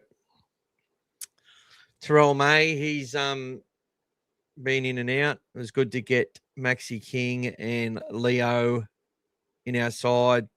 Nice and tough with Kurt Mann. Look, that's what I mean. His passing was horrible to start that game, but the energy and intent we played with nullified that. So this ball off the ground stuff, like Bailey made him look really second rate. But it's just set it up so well for Bailey to come on and play full energy. And he was he was picking out the markers on either side. So don't know if Sione Fainu will play on this left edge or right edge. He's played mainly in the middle and plays with a lot of energy. I like him a lot. I'd have him at the Bulldogs any day. And Big Royce's done a bit of damage this year. He looks a bit fitter. Do you think we'll run out with this team, Gas? Do you think this side I think there'll be a few changes. I think there'll be 2 or 3 changes potentially. All right. Well, what changes do you think you're going to see, mate? Well, it depends if they want to play a Critter, first of all, if he hasn't had like a big effort and they want to play him, then he would potentially put his hand up to come back in. If that's the case, Montoya would drop out and Tawala would go back to the wing. And Critter would jump in on the right side there with him. And Sewer would drop out of the side. Montoya would go back to the fresh reserve. Correct. All right. Yep. And the other one potentially could be still a shuffle in the second row, potentially with Curran potentially still coming into the team on the edge. So that might still be there. And even maybe switching Mann and Hayward back again, it could be an option as well. He might alternate that or play something with that as well. That might be up for debate as well, just to give him that flexibility with Mann coming on to fill in some lock as well. Yeah, there's a few different options there that could happen.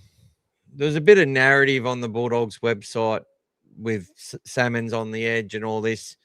We will see if it actually stays that way. But you're 100% right.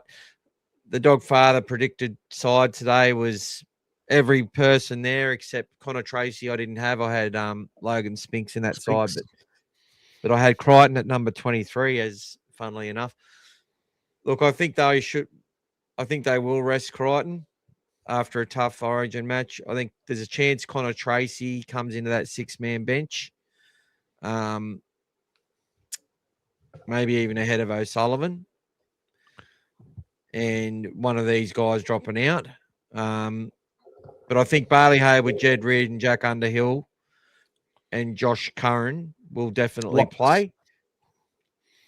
Hey?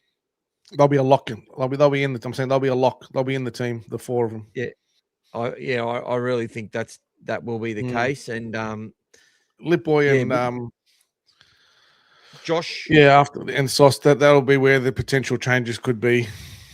Now, Logan Spinks has been playing left second row all year in New South Wales Cup. He played right edge, which he did a fair bit of that last year as well. Yep. So Josh Curran played left edge in New South Wales Cup on Saturday. And his first 29 minutes, I felt defensively was good. It wasn't a game where he could really get involved much. I think there was a couple of runs which didn't have much vigor in it, where he sort of skipped into it, but there was some good plays. There was one good offload. There was a good pass, a couple of good passes in the match as well. So, but defensively, he was really strong, I believed, for 99% of the match that he played. Look, as far as did he look massively better than everyone else out there? No. But he didn't. I don't think he looked worse than anyone in that side. And I was disappointed with a missed tackle by champion Femi Toilalo, who I love, and Finau Latu. But the guy who scored from the Storm looks like he's about 175 kilo. Yeah, but they were just both tired coming off the bench. Now, Latu's named to start this week in New South Wales Cup at lock. So that's that pathway, right? They put him starting at prop in Jersey Flegg, bring him to the bench in Cup, give him a start. They'll keep working on him and then eventually have him ready to have a game in NRL. So, but look, I've got a feeling Josh may come onto that left edge and will be raring to go. It's really concerning that we hear the comments like that he doesn't care about his teammates and he's gone to Perth already and all this bullshit. The guy got absolutely dumped and had his ribs broken. Yep. He wasn't playing too bad before that. So his season really hasn't got started yet. And yeah, he's had some time in Cup. Maybe they get him in here now and he goes out there and rips and tears and plays like his life depends on it for his mates. Probably still taking injections every game. With that kind of injury. Yeah. And guys, those who think Underhill should start, just trust. I'm going to say it again. Just trust the process, guys. Trust the process, which people saying he should have got a start last year. Well, I think there was a couple of opportunities of potential, but what we got from him wouldn't have happened then. Well, he would have tried to make it happen, I'm sure, but it just wouldn't have been as good as we got, right? And he's gonna be so much better in the long run for it. Any other thoughts or matchups there? Interesting to see Maverick Guy. The only thing for me is, if I was picking the team for this week, I would have had Dykes instead of Tracy. That's the only thing in that sort of in that position there that they put him. That's all. In my preview, I actually said that if Critter isn't named in the 23-man squad, that I think it will be either Cade Dykes or Fletcher Baker that gets that, or even potentially Gordon, who played 50 minutes straight in New South Wales Cup. So that was a good for him to get through those minutes. His passing was a bit off still, but it was tough conditions, and I don't think anyone was passing that well on the day. But he ripped and teared and had a good crack. And it was good to see him get some minutes under his belt. But agreed with you, Gas. I thought that I think Cade Dykes is very, very close to getting himself onto the extended bench for the Bulldogs, and putting his name there as, hey guys, I'm coming. I'm ready. Jonathan Sewer, massive offload to that beautiful try from Dykes. Yep. And I'm like, Jono had a great, in my opinion, Jono and Sasai Latini had really strong games for the Bulldogs against the Storm in New South Wales Cup. And what Jono did with the offloads, he did a couple in the game. That's what we need from him in NRL. Yep. So he's going to Perth, guys. He's going to Perth. There's been nothing official. It's been talked about in that, but he'll be in Perth. But he's still a Bulldogs junior, and he'd love nothing more than to be leaving on an absolute massive high. You know what I mean? So none of these players have checked out early and that sort of shit. Maybe that happens if the season's gone. Yep. But this season isn't gone at all. Let's go. You want to go through some comments, mate? Catch up? Yeah, let's go, bro. Bring up the other screen. This one here. There we go. All right. Dean Musa, Jack Underhill should be starting. Oh, no, you go to where we are, mate. It's all right. Oh, sorry. What do you want to do? No, that's good. Everyone should read your article from the Dogfather site. Sums up all the media tribe so well. Yeah, lots of articles on there, Matty, and thank you for promoting it. It's www.dogfathermedia.com.au. Yep. Here's a good question for you, mate. Will DCF leaving open up any depth signings or promotions from within? I think Jed Reardon will be I think it'll either be one of the guys that are due to go into the top 30 next year, may get elevated faster, and then they fill another development position. I'm pretty sure Jed Reardon's on a New South Wales Cup contract. He's not on the development list, and he's not in the 30. So I think he's either coming onto the development list or into the 30. I don't think they're going to get someone from another club. I think they might wait till 30th of June anyway first before they fill up that spot, just in case. Maybe, potentially. Yeah, because if it's after round 10 now, you can still play the ones you've got. So, yeah, they might just leave it until June 30 before they make that call. And if he gets a run this week and gets to play again, he might make that decision. Yep. Pretty easy. There you go. Old fella Dave was enjoying your buzz firing up, mate. Oh, my God. We will stick with Burto, but he needs to deliver consistently. It's time to deliver for Burto. That's why we haven't re-signed him yet. He's got to prove that he belongs in the 6 jersey for the rest of his career. That's it, brother. I agree. If we want to give Burto centre money, there's more of a chance he leaves. So all he has to do is prove he's our 5'8". Yep, not rocket science, Brian. Not rocket science, Brian. mate. Just a way to motivate these guys. Hey, Mick, you're sounding like Jeff Come Tuvey. on. Come on, that's ridiculous. There needs to That's be an investigation. ridiculous. There needs to be an investigation. Just wait. Agree, though, Berto. Not going anywhere. What about hey, focus in on me. Very red in the face there, mate. There needs to be an investigation. Come on. So damn proud of our boys. Finally got a win, especially Cherry and Berto. Love Carraz at one and Jethro back on the wing. Also, the Dogs attack was aggressive. Hopefully, we bring that same energy against the Tigers and everyone else moving forward. Want to see 3 months of those performances from Berto. He should be first picked in the Australian teams. That's it. Look, it's sometimes you got to remember one thing, guys. He's been around that Origin team so many times and not then played. That would dent his confidence as well and his mind. It's good to be that close. But last year they brought Jerome over the top of him. There's little things like that where that would get to your own confidence intrinsically as well. It doesn't help. So, yeah, it's always good to be recognized that you're next in line, but you want to get that jump sometimes. And I felt like in the last couple of years, we could have been worth having him in our Blues team, playing alongside, Cleary or whoever it might have been at the time. So, I think sometimes it's a bit unfair on him. He gets picked, not plays, and he just sort of becomes like a bridesmaid, unfortunately. Just like, always there. Here's your 30 grand and thanks for coming. Go the Doggies, belt those Tigers. Who is the first try scorer for the Doggies? Whoever gets out of the line. Satili Tupanua. Tupanua. That's how good Burton is. Yep. The alternate jersey is looking good. Thanks, Timmy.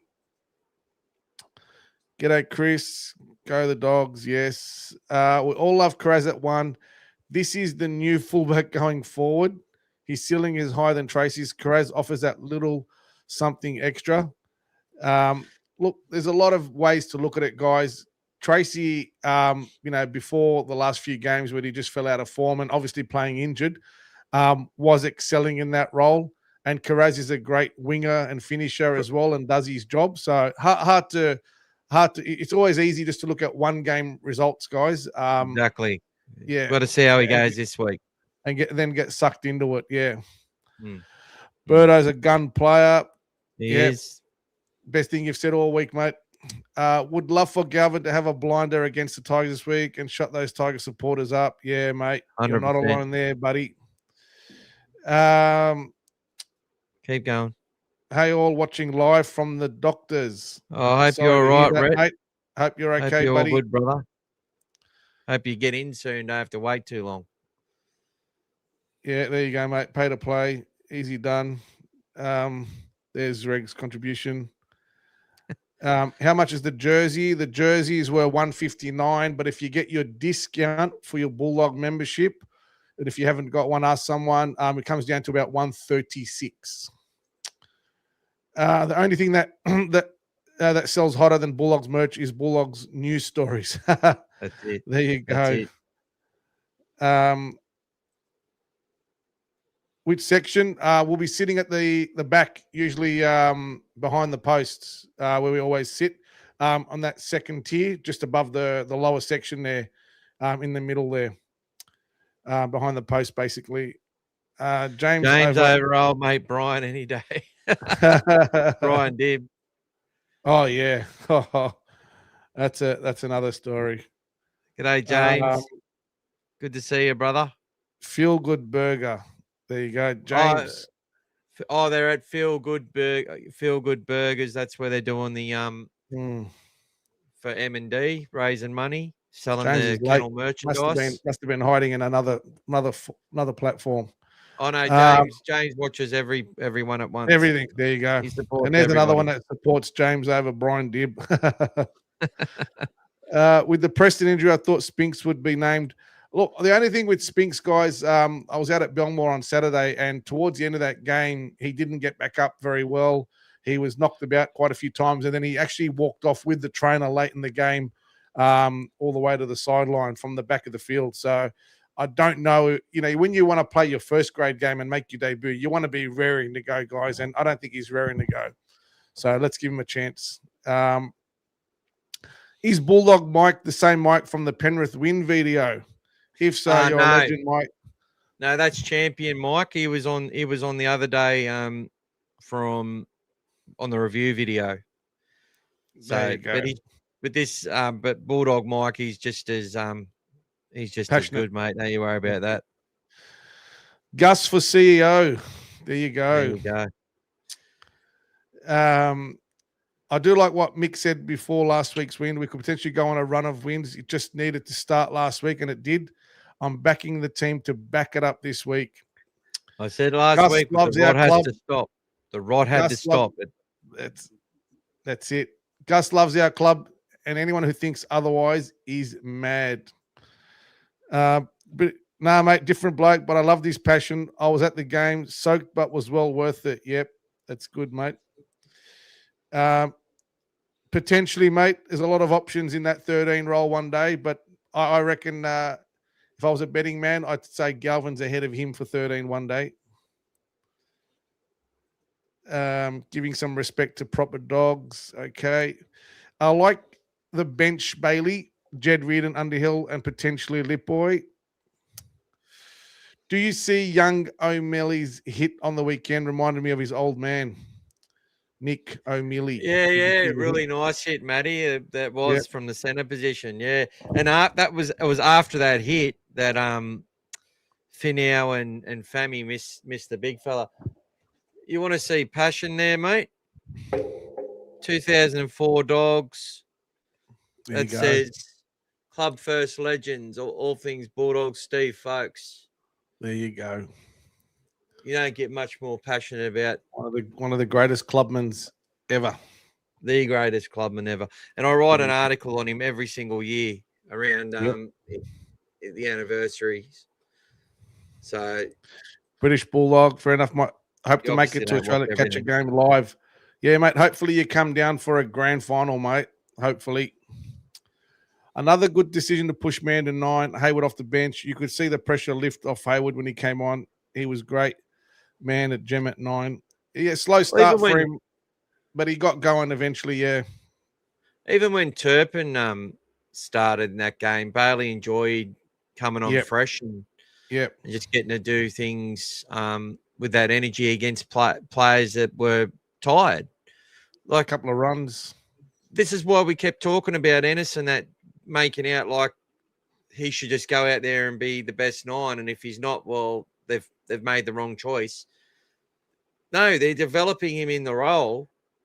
And then you get Carianis going, well, if I'm a fan, I don't want to be paying $700,000 for someone to develop in the role. I'm like, yeah, but that's because you guys only exist on day-to-day headlines and a 24-hour news cycle. That's all right for you guys. But clubs that want to do well don't go out and spend $2.5 million on Gutherson, Cook, and fucking Valentine Holmes, and then get Emre Gula, while letting Ben Hunt walk out, Jaden Sullivan, and then the other kid was swinging knives at people that they had. But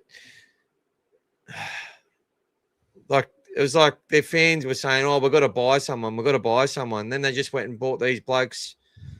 Like, you buy one of those guys, you buy one of those leaders, and say, if you're going to bring leaders to your club, I'd rather you bring guys that are on $250,000 to show you standards and stuff. You know what I mean? Like the Dogs did. Who did they buy? Raymond Fatala Mariner, who I used to love Big Ray, by the way. It was an absolute gentleman as well. Lovely guy. Yeah, really good person. Really good person. And look, I think he thought he was doing the right thing by representing his teammates and come up and said, we want to get on the massage table before 5 p.m, bro. Though I've got family and stuff to do. It didn't go down well, but that was a culture at the time. Like, yep. the players were sort of holding sway with what was happening in the joint, and that had to change. You can't drag them out of there now. You cannot drag them out of the game. They're in there early and they're out there late. They're in there the whole day, guys. And then they're back up on the weekends. They go and watch the other teams play, the other lower grades. Like they're doing the 360 now. I sometimes wonder when they see their families. It's amazing. So yeah, they're really all in, all in. I'm thinking of becoming a footy player. I hope your partner's not watching this one, mate. She might be. I think James is commenting about when Gus is signed to, and I don't think it'll be 80, mate. He's only in his 60s now, mate. So just chill up a bit, buddy. 2031. What's British wrong with Bulldog, that, James? Sorry? What's wrong with being signed to 2031? Mate, it shows good stability, mate. It shows what you're doing. There's nothing wrong with it. But others obviously have a bee in their bonnet, mate. That's just the way that the media wants to push it, and they're taking the bait. And James is very, very, very good at taking the bait. Whenever there's a narrative, he's a sucker for it. He just takes it like a pill. Bang, off he goes. British Bulldog. But when we're winning, it won't matter. It'll be That's all right. If you ever get here, it'd be good to have a beer or five with you, says Bulldog Mike. There you go, mate. Abs. G'day, Abs. Kebabs. G'day. Welcome. I think we should target Macassini, dubious under the high ball and in defence. Well, it was pretty good till that game when the pressure got to him, and it was a tight, really tight, important game, and they hadn't beaten the Broncos at Campbelltown forever. And they played the perfect type of game to do it. They played a tough, high possession, unrelenting game, and then they failed in individual moments. Yeah. What it come down to. And the Broncos are pretty depleted as well. Very depleted. Yeah. And then they come out the next week and beat us in Anzac round, let us 24-0 or something. So yeah, mate. It's called the Luai effect. That's the right. Luai effect. There you go. Scary's back. Sorry, I'm late. It's all right, mate. Hey, Never Sean, too late. Gonna have to send you a merch pack, brother, for joining the Dogfather cartel. Thank you. Matty reckons he doubts Madden will play. It'll be Latu. Well, I think they'll both be in the side, don't you? Or do you think they're going to have... Yeah. They don't really have another playmaker there, do they? Yep. Bulldogs all in for a few beers. There you go. Appy in for them is huge. If he wasn't suspended, he makes Origin such a good player. Yeah, potentially. I think an unsung hero, for want of a better description, is Tupanua. He just puts in 100 every game. Not just every game, it's every play. Every time he does anything, whether he runs the ball, tackles, everything he does is 100%. He was outstanding on Friday. I said on Sunday he's been our best player all season. Yep. And there's not many that would disagree with you there, mate. Yep. Thompson looking like the player we wanted him to be, 100%. Yep. It was going to take... And his minutes are really, really stepping up now as well, as we predicted. That's what we said, guys. The minutes. Having long minute forwards changes the game. They can evolve out of the way they've done things and adapt and do other sorts of things in the way that they play. And even though we had an unforced interchange with Preston, we still finished the game with 7 interchanges against 8. So that's what it allows you to do. It allows you to have that luxury towards the end there to have those, times when you can make an additional change if required. So Jed's natural position, I think he's a second rower, isn't he, Michael? Yeah, if anyone's got Bar TV, go watch last couple of months, maybe 8 to 10 weeks of the season. He started sort of coming to the side from flag and started playing edge back row on the right edge. Played a lot of games, and he was absolutely phenomenal out of nowhere. This year, though, they sort of started him in Socialatini and centres because we just were lacking depth in those areas and had a few injuries, sort of like Luke Smith started in the centres the year before. But essentially a player like Jed Reardon is one of the reasons Luke Smith's no longer at our club.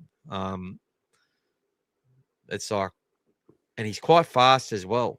And to me, looks like he could play quite a few positions. Yep. If we tried. So good thing he doesn't talk as much as his dad. His dad doesn't talk much either, does he? I know, but he did a lot more talking the other day. Apparently, Sewer is talking to Perth. Mela said to is looking pretty good. Sewer's gone, mate. Yep. He will go to Perth, yep. Dykes ticks a lot of boxes. He could easily play 1, 6, or 7. Yep, that's what, and Gus said that as well. Hushmish. When Jack Underhill mixed Alex McDonald in the Storm match, it felt like we were back. Yeah, that was pretty. When we were there, we were on the other side of the field, and we jumped up and we were roaring and cheering. That was one of the biggest things of the game because that just fired us all up as well. In the especially when it was nice and cold. Alatini's been really good recently. You reckon they've been playing him 80 minutes in prep for an edge forward role? Yeah, well, look, that's where he's naturally been. And when they played him, they stuck him in a Ron Massey Cup last year at centre, and he really struggled. But obviously got very, very fit. He's on a development deal. Not sure if he's coming into the 30. But they've got him fit. And what I really liked about, even in games at this, like in that trial against the Cowboys, he really struggled. But what I loved about him is that at the end of the game, though, he came on for another stint and he was still trying. He was still running. He got smashed in a tackle and then ran the ball again and got smashed again. But now getting close to halfway through the season, you're starting to see that fitness come through. He's scoring a lot more tries. He drops the ball after that try, so he drops the ball out of yardage. But then when they go wide to swing it, he's the bloke who jumps up in the face of the defender, was going to nail him. Bloke drops the ball. Jonathan Sewer, his cousin, picks the ball up, and we go ahead 12-0 under the posts. And yeah, Sasai had probably his best game from what I could tell as a Bulldog. He played pretty good in the SG Ball Grand Final up against Finn Latu and King Tongia and all these players. They got smashed that day. Mitch Woods was in that game. I'm pretty sure. So those Dragons got some pretty good youngsters. We've got some pretty good youngsters as well. And Sasai was one of our best players. He scores a nice try in that grand final as well. So not sure what's going to happen with him, but to answer your question, yeah, look, if Logan Spinks goes down, you've got Louis Grossemi, who's doing well. Chase Patterson's got himself named on the bench for Cup this week as well. He's played a lot of flag and a lot of, I think he's played some Ron Massey as well. A lot of depth going across both games. And I just wanted to highlight again, I said it on Sunday, Bulldogs in Ron Massey beat St Mary's. Yeah. That's a big win. That's a Tabletopers. big win, guys. Mm. Christian Crichton on the wing. You got a shout out there, mate. There's a g'day from Brizzy. G'day, Ronnie B. And one of your old mates saying hello. G'day. Joey. G'day, Joey. Welcome to you, brother. And Ronnie, g'day from Redlands, mate. Brian will be sitting in section 106 behind the post. I think it's the Sunday. I think we might be close, buddy. I think we might be close. I'll see you then. Make sure you see Brian. Get a photo. Send it off to me. No, I normally have multiple phone going on the phone, TV, laptop. Yeah, mate, that's good. It's a device world now, mate. I think AJ got 2 weeks. Is that right? Yeah, he's gone 2 weeks, and we got that wrong, and we got that wrong, guys. When he was originally suspended, he was charged round 1. Early in the year, he was charged, and what they did was upgraded the charge because of when they confirmed that Jack Reed was a really serious case and was definitely going to miss the 11 days. They upgraded his charge to be a 2-week suspension. So it wasn't because he went and fought it at all. So I got that wrong. And I apologise. It's all right, mate. So it's a second Ibrahim offence. Second Ibrahim offence. Bazzi. Yep. Same issue. Ibrahim Bazzi, welcome. Love the doggies. Let's get the win. When will Matt Burton be re-signed with the Bulldogs? Somewhere between now and June 30 next year. If we win a comp during that time, I think you'll find he'll be signed on $1 million. There's a lot of mics on here. Yeah. There's another mic over here too. On the mic. All the Michaels are passionate about our beloved doggies. That's it. That's it, bro. Dragons are a joke now. With the guys they've brought and their young forwards, they'll be no joke next year. Let's see. I think so. I think definitely they'll have some incremental improvement. They have some gun young forwards. Yep. Okay. Mick thought you were recommending Bra TV. Bar TV is also cool. The Undertaker took over Old McDonald's farm with that hit. Yes, Timmy. It was a big one. Where do I find the Bulldog? Where do I find the video the dog's done for Jack Underhill debut? Brian, if you go into my shorts, I've actually put together. Beg your pardon, mate. Hey, he's not going to go into your shorts, buddy. Beg your pardon. So go to click on shorts on the YouTube channel. So you'll have live videos, shorts, posts. Click on shorts. There's one with Jack Underhill 880. And what it starts off with Cameron Serrato talking about his debut, and then it has the part of him saying what happened with his mum and stuff. I just put it all together into a little package. It's pretty good. I just got rid of that 7 years old song out of it. Because when he was 7, his mum died, and she wrote him birthday cards all the way till he was 21. So this was the first year he didn't get a card from her. Yeah. Which is quite beautiful. Harry, how you going, Harry? Have you finished 6 tackles with Finch? G'day, Has. Hopefully they're happy with the win. Probably bounced around the kennel as well, but yep. G'day, Has. Yeah, he played off the bench. He had some nice runs, but he also missed a really poor tackle. But he's just on his development journey, getting him ready. And when he's ready to play first grade, God help the world. Let's go. Yep. Just noticed you can get 2-week membership tickets for the Para Manly games. Get there, Sydney Siders. Yeah.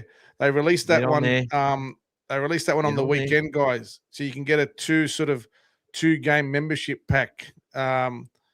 So it's a pretty good one. James saying you got to buy him dinner first. Thanks, Brian. Yeah. Eid Mubarak to all those guys. Tomorrow's the Eid. So everybody, all the kids collecting all their money. Good luck to them all.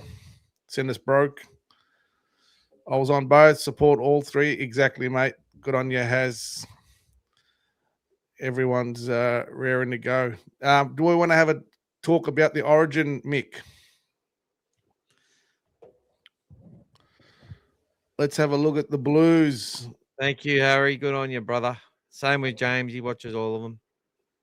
Let's have a look at the Blues. Let's go to Joey first. Critters copped so much criticism from fans and media for his form making Origin. I really do hope he makes a statement and proves them wrong. Oh, who cares what the fans think, Joey?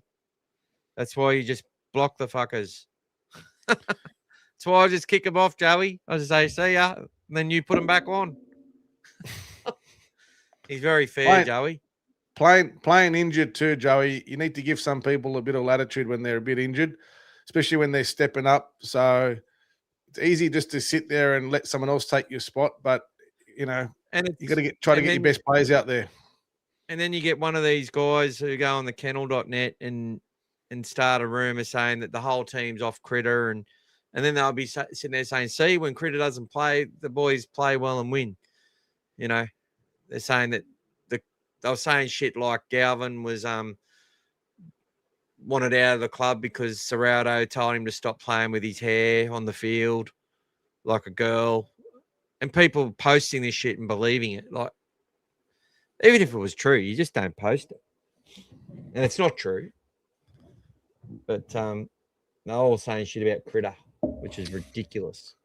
Timmy won a double pass on the chocolate wheel at the game last week for the King's birthday match. Well done, Timmy. Did Critter really say he's going to have a man of the match performance to Daly? Who knows, mate? Who knows? Whatever fires him up has. Whatever works. Have a feeling Queensland have a better team for the current rules, but go the Blues. Well, I think at least the Blues have picked a bit more speed than they normally do, because that's the problem in Origin. They generally slow the ruck, and and without players like Cameron Murray generating speed for the Blues, Cleary will struggle. That's why I think Yo through the middle and Cameron Murray at 13 such a much better way to go. And I like having Todu Kola out there with that extra speed. I think that's a good selection, and with the time selection, because so often I just find that they pick players that they should have picked last year but didn't, then pick them this year when they shouldn't have. But it's New South Wales, mate. We don't get Origin. Yeah. When we do, we feel we've got to change it again because Queenslanders stopped turning up. Yep, that's right. Origin's dead. Yep. Remember that game we won 56 something back early 2000, and there was it who was it, the winger that scored 3 tries? It was all over, and they go, that's it, Origin's dead because Queensland's not competing. You know, this could go on for another few years. But even that run they had when they won all those in a row, the first couple were pathetic, absolutely pathetic. Some of the decisions made, that try they gave to the centre, what's his name for? That he played Broncos. Oh, bloody Broncos and Roosters centre. From North Queensland. What's his name? You remember his name? Anyway, the try they gave him when there was a obstruction and they let it go, they reviewed it and said, no, 50-50 call. Absolute bullshit. The boxer, the one who ended up fighting Paul Gallen and stuff. I'm talking. Bloody everyone knows him. He's done a lot of media. Oh, we all hated him. Sorry? We all hated him. Yeah, everyone hated him. And he played against us in the 04 grand final, I think, for the Roosters. Anyway. Justin Hodges, yeah. That try they gave Hodges, that was ridiculous. That was a obstruction every day of the week. I mean, those were the calls they were doing just to let Queensland win. And then from there, they won all those series. They just keep, even the Billy Slater try that he kicked over the top and everything, he was in front of the kicker. It was everything about it was wrong, but they just keep letting Queensland have it. So don't like it. Look, I think I was a bit wrong. Thanks, Ahmed. I'm looking Hodges. at this. I'm looking at this, and I'm going, New South Wales, if they go out there and play like their lives depend on it, I think they can smash this Queensland side. Katoni Staggs has to play with the same energy we've seen him do for the Broncos. Now, second time coming, he has to perform. He didn't do much the last time he got picked. He has to stand up this time. He can't just be passive. No, he has. That's right. He has to defend with the same vigor he's defended with, and he's a match. Look, the energy he can do things that other he scores tries people don't score. Now, if Hamiso gets into space, see you later. Yep. Cobbo is always a danger of being. He's always vulnerable. I think they've picked Jojo Fafita. Basically, this guy's put in great effort and he deserves a jersey. I think he looks like one of these players where I go, this. I hope he's not a bloke that goes out and scores 3 fucking tries. You know what I mean? One of those guys. Robert Toyer just got better and better last year, and like he's the type of player Gus would have wanted to come to the Bulldogs. Gus knew a lot about him. Kalen goes good when his forwards are dominant and he can run down that left edge and form combos with his edge back row. It's like, and just has options. Sam Walker, you know what he can do. Like this is the way these teams match up is really exciting. I'm getting excited now. Tomorrow night, I feel like we should do a watch along. Apparently that's really good. Like people like watching how you carry on and shit when you're watching the footy. You can just I'd call you other people watch footy. Apparently. I'd call you from the game, mate, but I don't think the internet works very well when you got 80,000 people or 70,000 or whatever they're going to have there tomorrow. There's still tickets available, I think, if anyone's got money, the expensive ones. The forward pack, I'm worried with our forward pack. Adam Fanor Blake, I don't trust him as a New South Welshman, and he has to prove that. This guy, Ethan Strange, I think Burto is the better 6 to complement Nathan Cleary. And I think having that kicking option both sides is a massive thing. And I think, but this guy, Ethan Strange, at the same time, I do trust this guy. I think he is an absolute, he is determined to outplay his opposite number. I saw what he did to Jacob Carraz a couple of years ago, just his defense turned into 12 points on Carraz. Carraz dropped 2 balls.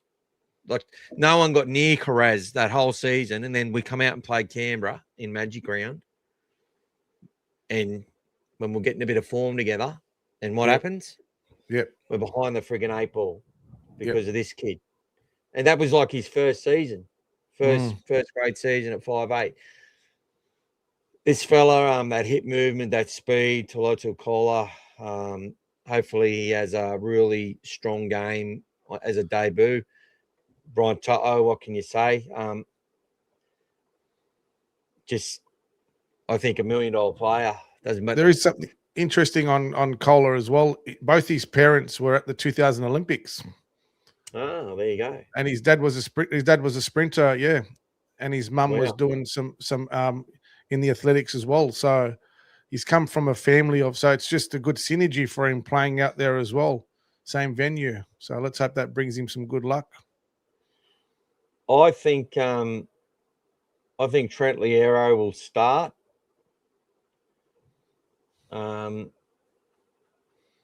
Flegler, he's going all right. Flegler, he's still not back to his best, but he's going all right. And I think they're sort of thinking he might rise with this Origin challenge, knowing what he's been through to come back is a massive story. And you always see that in Queensland. Like you can see by the size of their heads on the page here, how they're trying to pack 2 heads into 1 head. And sorry, James, by the way, Ipswich is part of New South Wales. I'll probably get angry. He'll be angry with me saying that. I don't like these guys wearing fucking earrings, though. That's just my opinion. Looking like rock stars when you're getting your team photo taken. I think I don't like that. Just saying. We'll just call it AI, mate. Don't worry. I didn't mind the little video that they did. If you haven't seen that yet, of them when they were like saying doing the video of the junior side they're from, they're all laughing and shit. It was pretty good. I really like Cameron Murray. Victor Radley wasn't that happy about him playing, but he can change that quickly if he gets on there and we, it gives me the memories of the birds and the gallons and what they used to do on the field. And Jacob Saifidi, I think it's for the first time he's actually been selected based on when he's been selected before, he'd had some good games, but he was never as consistent as he's been this year. He must be fit. He's finally fit. Blake Brayley gets his chance. Casey McLean and obviously Matty Burton, Dylan Lucas as the reserve.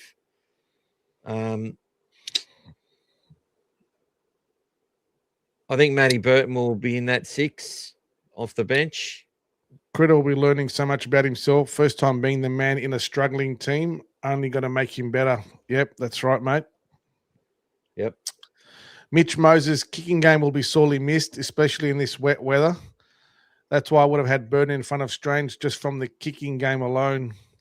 And there's a chance that could still happen, guys. There's a chance that could happen. It's about winning games of rugby league. And maybe they might just say, we had Moses there for a reason, and Ethan was the backup. Ethan might have been picked purely to be on that 6-man bench as a backup player. Maybe they see Birdo as that closer to the Moses. And why is Moses a good 6? Because he can run those short sides. He can take off. He can be trusted to go and take a game on when he wants to. And I don't get into all that, who's the dominant player and all this sort of bullshit. These narratives they're trying to create, Cleary's got to be this and that. There's lots of stuff said about that, and I'd probably want to dedicate a full Origin sort of episode to talk about all those things, to go on to actually look at all those narratives about has Nathan Cleary ever dominated Origin? Did Andrew Johns only dominate Origin in one series? With the 7 on his back, yes, but there were times he wore 9. But still played 7 off the bench. He was very dominant. Yep.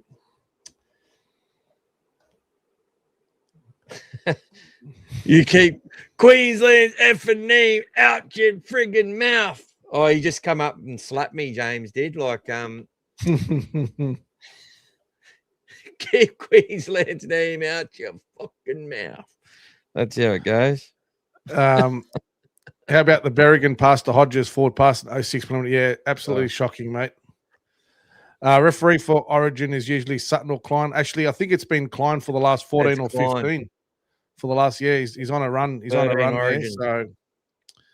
So we need the crazy Stags. When his hair's going, his hair's going all over the place.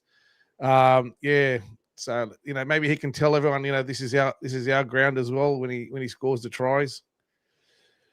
Ponga is in career best form. Watch out for him. I've been watching him very closely. He's devastating at the moment. Yeah, look, and he hasn't played every game, but when he has played, he's been the difference in the game. So he's been off the back. He's been off the back of a good forward, good back three. Got the power game going. They're holding the ball. They're playing a bit of footy. If Queensland get the lion's share of possession, they'll burn us. Too much strike. Well, we've got to make sure we do that ourselves.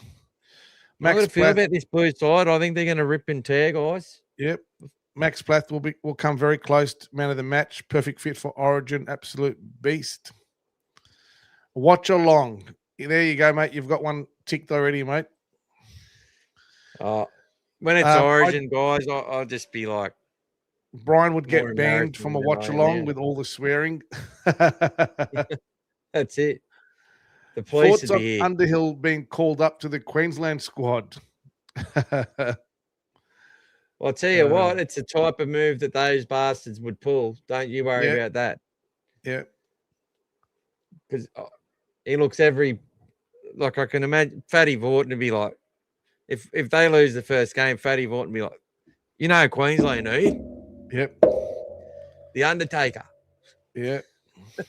Was it Benny Eichen and all the Brett Dallases of the world and all that team that he used in that Super League year? Yeah. I'm torn. Hate the rule changes, but don't want to watch. But I can't not watch Origin. Yeah, mate, you can't not watch the pinnacle. I reckon no earrings, no nail polish, end of the line Walsh. I think they've just let Walsh not play because they know that they want to keep him fresh for the Broncos. That's why Cameron Smith, who's on the Broncos, names a Queensland side without Reece Walsh in it. Like, who would do that? I think what happened before. What was the message before that? Walsh, or was it before that? And the one before that. Yeah, look, with the rule changes, mate, I think what normally happens is the average play the ball speed in an Origin game is usually above 3.5 seconds for both sides.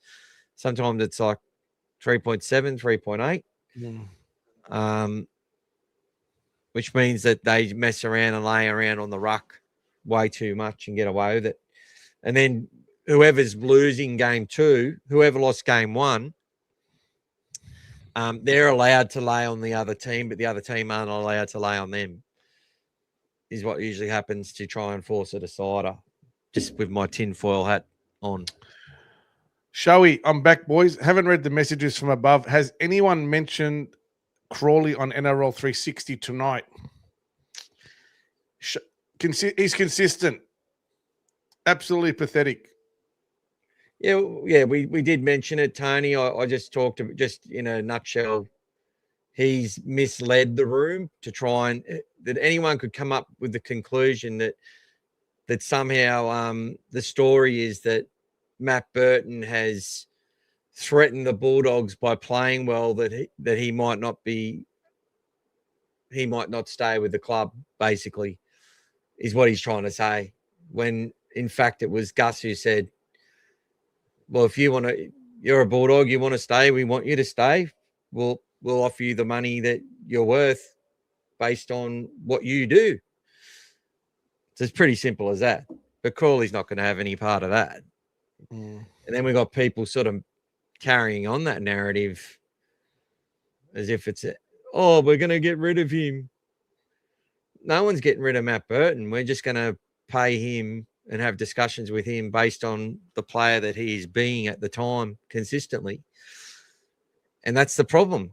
He's a 9 out of 10. I think they were right even on 360 the other day when they're saying he goes out and plays 9 out of 10 games a few times a year. If he then played at a 7 or an 8 every week, you got no problem. You give him what he wants. But if he's going out there and playing a 4 or a 5 or a 6, that's when you start to go, okay, is there a position where he can do a little bit less work and just run? Maybe that centre. People talk about fullback and whatever else, but I just can't see him having the energy for fullback. But he played with a lot of energy at 6 the other day, I can tell you that much. Yep. Henny Benny, welcome. Jack Underhill is him.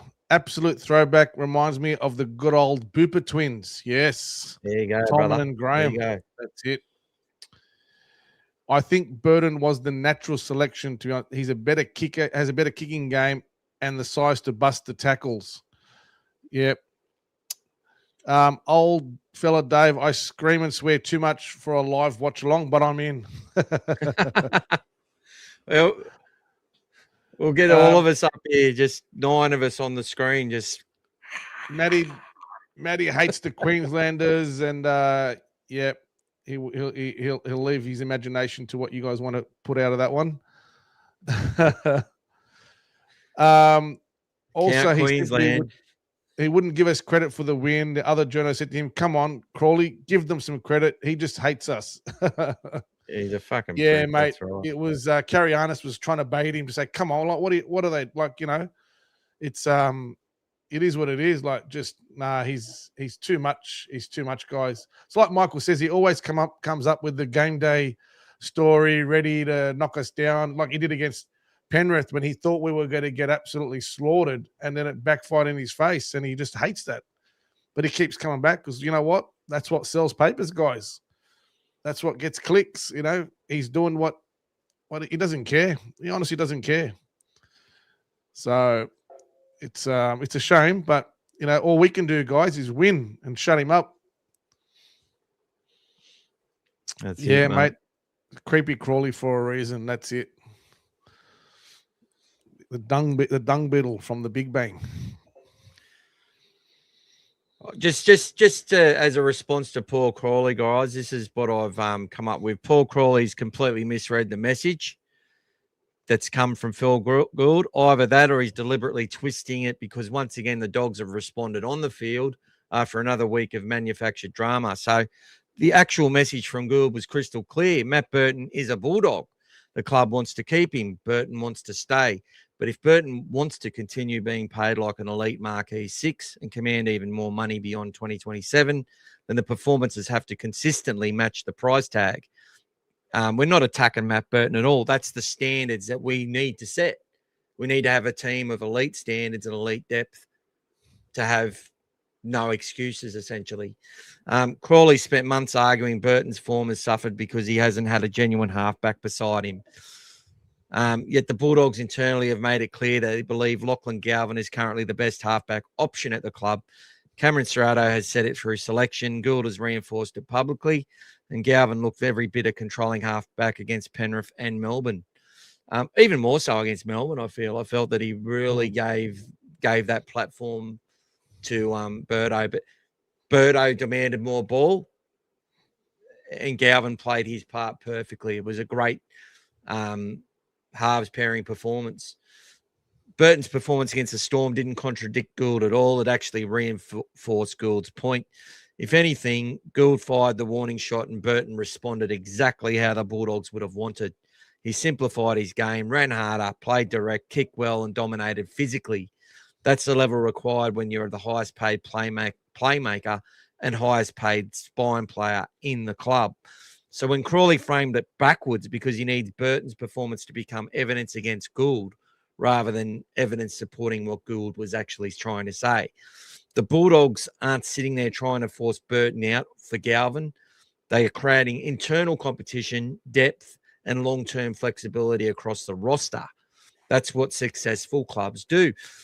Gould even explained this with Mitchell Woods. He's openly stated Woods is nowhere near first grade yet and still has significant development ahead. The same applies to the constant links to other halves. Talking to players doesn't mean the club's in a panic. It means succession planning and depth management. That's the entire philosophy Gould has rebuilt Canterbury around.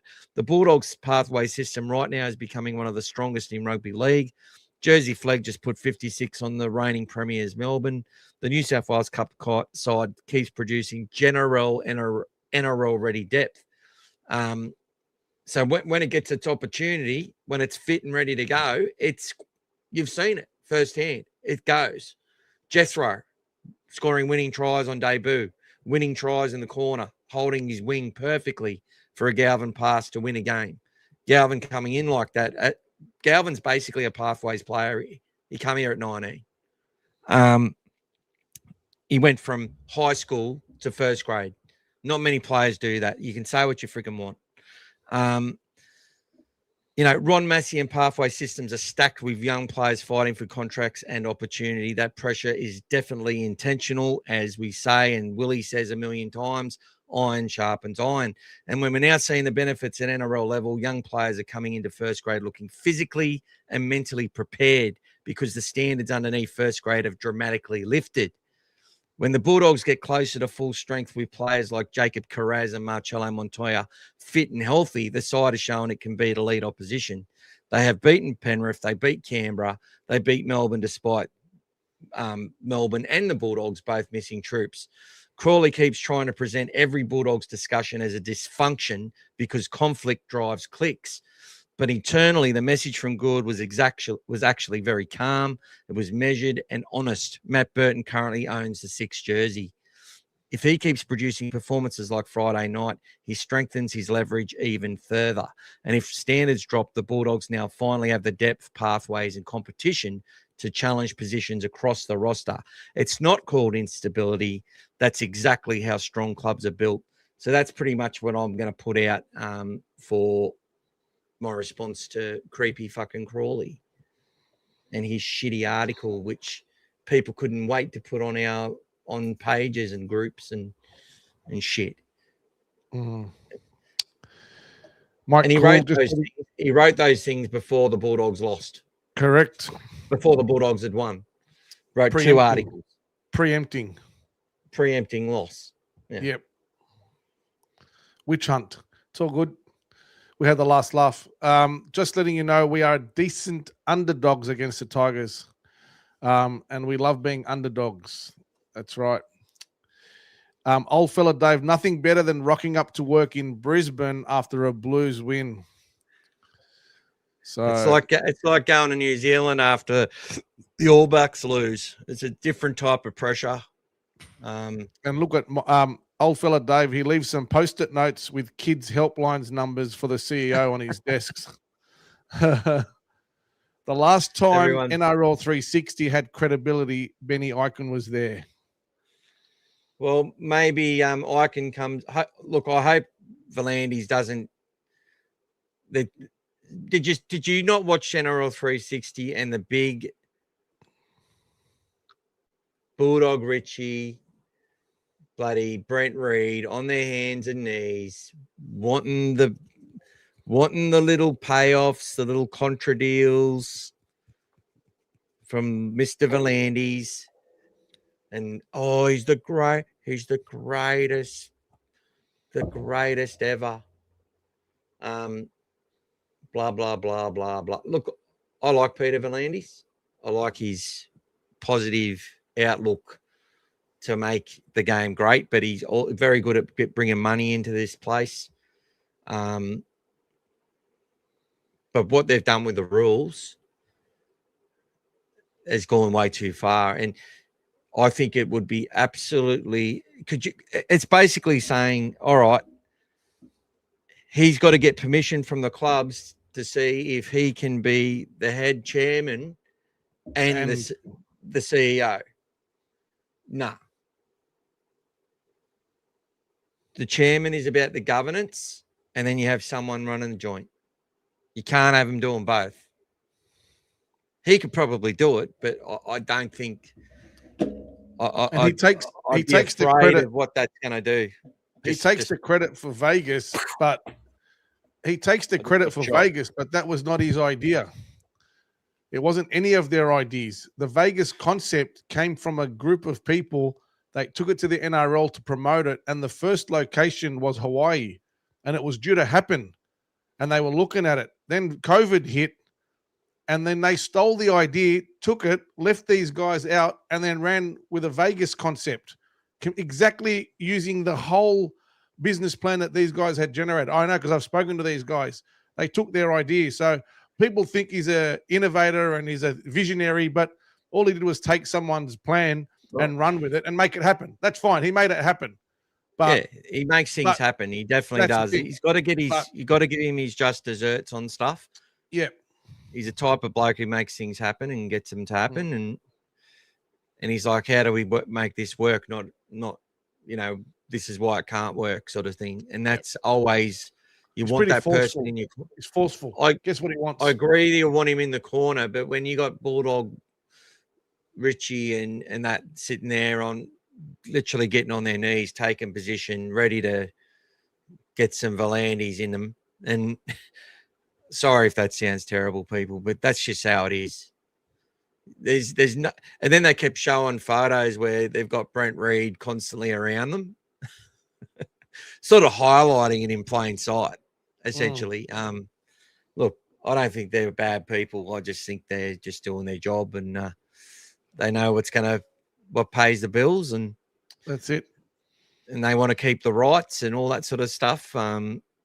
With Fox, knowing that all these streaming services are coming that are going to have their way with how we talk about how the game's talked about, how it's promoted, what happens at games, what time they're played, when, all this stuff's going to change because streaming services are going to sit there and get deals done with the NRL. And Fox Sports and Daz, well, they're owned by Dazza now or something. They're not going to want that. They're going to want to keep it for themselves as much as they can. Free to air is always going to struggle, but there'll be a thing like the government will try and make sure that free to air still has a big part to play, which they've always done. whichever government it is, doesn't matter. But yeah, there's reasons why people, they just sat there just glazing the hell out of him like he's never done anything wrong, or it's just bullshit. All they've done is criticise the game all year, and then they come out and basically, doing gobbies because they all want a piece of the pie. Like, it's bullshit. Yeah. British Bulldog was watching Burto in the victory song after the storm. His heart is clearly still in it, and Gus's comments and talk of him leaving seems silly at this point. What is Burto at? What if Burto and Gelman end up being a great 6 and 7? Yeah, that's every chance. That's what we're developing. Crawley simply hates Gould, and he's having a go at us because of him. It's so unfair. Absolutely. What's our record like under Peter Goff? Peter Goff, we've actually had 38 games under him and only won 12. Lost 26 games out of 38. So it's a very poor record, but everyone's record, for us in the last 10 years has been pretty ordinary. So he's been reffing us since 2012. Yeah, one of those games was a preseason game as well, so we won that. But the last 2 games he had for us were this year, was against Newcastle, that we lost, and against the Cowboys, which we lost as well. And they were both at Acor, so maybe we get the away win. And the last win we had under him was against Gold Coast at Belmore last year. There you go. 2025. Right, so I'm going to run these last few guys because I'm actually going to call it short a little bit early tonight, people. No worries, mate. No worries. It's getting close to 11. I've got big work tomorrow. But Adrian Barnes, I don't understand the inner workings of the NRL admin, but if Peter V'landys gets both jobs, doesn't that undermine the whole point of an independent commission? Yep, agree. Apparently 9 and Stan are going hard for the TV rights. Well, thank you. G'day to you, the boring gamer 74. Yep. Gobbies. We've lost under everyone in the last 10 years, 100%. That's right, mate. That's why it's not going to look good. Oh, shit. I've got to do one thing, guys. And don't forget, guys, to support the channel, guys, for those who have contributed or haven't contributed today. A lot, like I said, there's a lot of stuff that we're doing, putting a lot of money into the Walk For Autism. We're supporting, half of that money is going into that as well. Like Michael said, we're only $300 short of our target so far.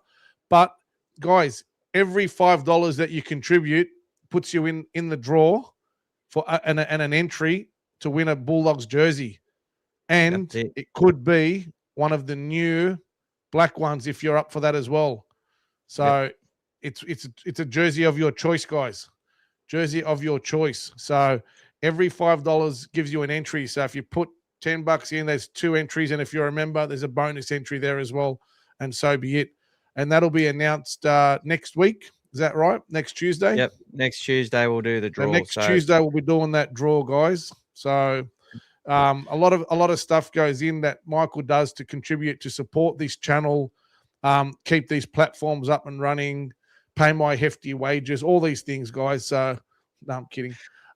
We work for love here. But yeah, guys, so make sure you support and help out, and go the doggies.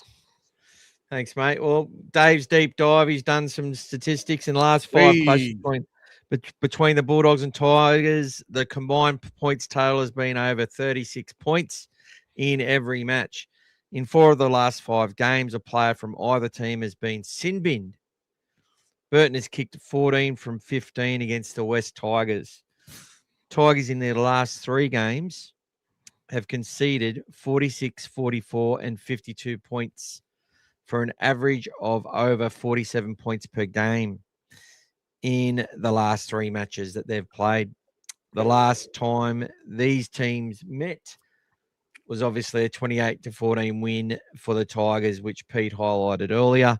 And it was the first time that the Tigers had beaten the Bulldogs since May 2022. In that Tigers win, Jarrell Skelton scored 2 tries in what was his first time playing against the Bulldogs. So that win of 14 points was the biggest margin conceded in a Bulldogs versus Tigers match since 2022. The Bulldogs at Combank Stadium have lost 6 of their last 7 matches. So it's a real bad place for us lately. Although, and 7 of their last 10 games they've lost there. So the Bulldogs record against the Tigers at Combank is 4 games played for 1 win and 3 losses record. Overall, we've played. So that was at a we've won 6 and lost 18 for a 25% win record. And no, Gas, you didn't add the draw this week. We haven't won a match on Saturday, although Vegas was on a Saturday, but it was our Sunday. So I'll say we haven't won a match in Australia on a Saturday as yet. 4 wins were 2 on a Thursday night and 1 on a Friday. And where was the 4th one? Oh, the Saturday. That's right. It was our Saturday there Sunday, or our Sunday there Saturday. Yeah. Thank you, Dave. Very, very good. Thanks, Dave. Again. 36-6 says old fella Dave. Put $100 on it for the Dogs to beat Wests. I used to love that. That was like the ultimate flogging back in the day, wasn't it? 6 tries to 1. Yep. Skelton 3 handling errors. Matty Warren says Dogs 23, Tigers 22. Mike Cool 30-12 to the Dogs. I'm tipping the Bulldogs to win 48 points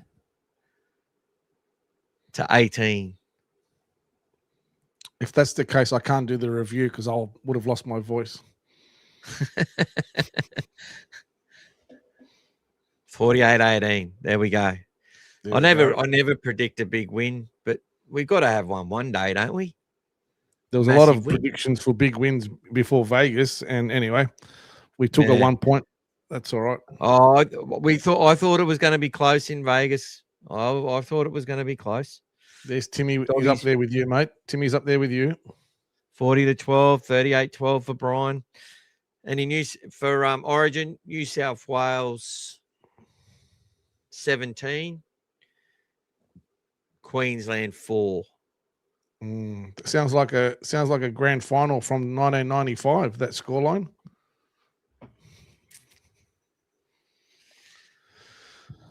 Mike's going to see on Saturday to get his his jersey.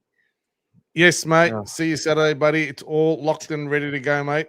I'll let you know what number we're sitting on. So come and do that. 32-2 to Queensland, says James. Oh, we didn't see that. I don't know what you're talking about. If that happens, James, I'll give you a framed poster of the Bulldogs because you're local. Look, I would accept maybe the 85 grand final. I'd rather take 6-4. Can we get it up a notch? Or even the 84. I'll take 7. I'll take 7-6 as well. So I'm going to play Phil Gould's final word again for those who didn't see it. Yep. For our Origin, and then I'll end the stream. Have a good night, everyone. Go the Dogs. So here we are again. Go the Dogs. Australia's greatest sporting spectacle. State of Origin. The game where rivalries are born, legends are made, and somehow Queensland still enter as underdogs, despite half the country tipping them to win. For more than 40 years, Origin has survived on one simple formula. If New South Wales start winning too much, something has to change. New rules, new interpretations, a few more 6 agains, maybe Ashley Klein stretching in the sheds before kickoff. Because apparently rugby league only works when Queenslanders are climbing light poles in Caxton Street, telling everyone they've done it tough. A wise man once said Queenslanders have two heads, and metaphorically speaking, he might have been onto something. One head tells you they're battlers, the other one's asking for another penalty count and explaining why the spirit of origin has been damaged again. Queensland spent 20 years calling New South Wales arrogant, then somehow became the Karens of rugby league the second a tackle goes slightly wrong. And Queensland love telling us they're the heartland of rugby league right up until another bloke from New South Wales qualifies for them. Every year it's the same story. New South Wales are expected to win. Better roster, bigger stars, more depth. If Queensland lose, it's brave courage, famous spirit, heroic defeat. If the Blues lose, there's a full-scale investigation before the team bus even gets back to Sydney Airport. Laurie Daly's copped plenty over the years, and sometimes fair enough. But Billy Slater might have the best coaching job in Australian sport, because if New South Wales lose, it's a crisis. If Queensland lose, everyone just talks about spirit, pride, and how brave they were. Queensland could lose by 30, and somebody in Brisbane would still make a documentary about it by Thursday. But that's why Origin is the greatest game of all. Because underneath the noise, underneath the excuses, underneath all the theatre, there is still nothing in Australian sport like it. 80 minutes, mate against mate, state against state, the best players in the game with nowhere to hide. Enjoy your Origin footy. Go New South Wales.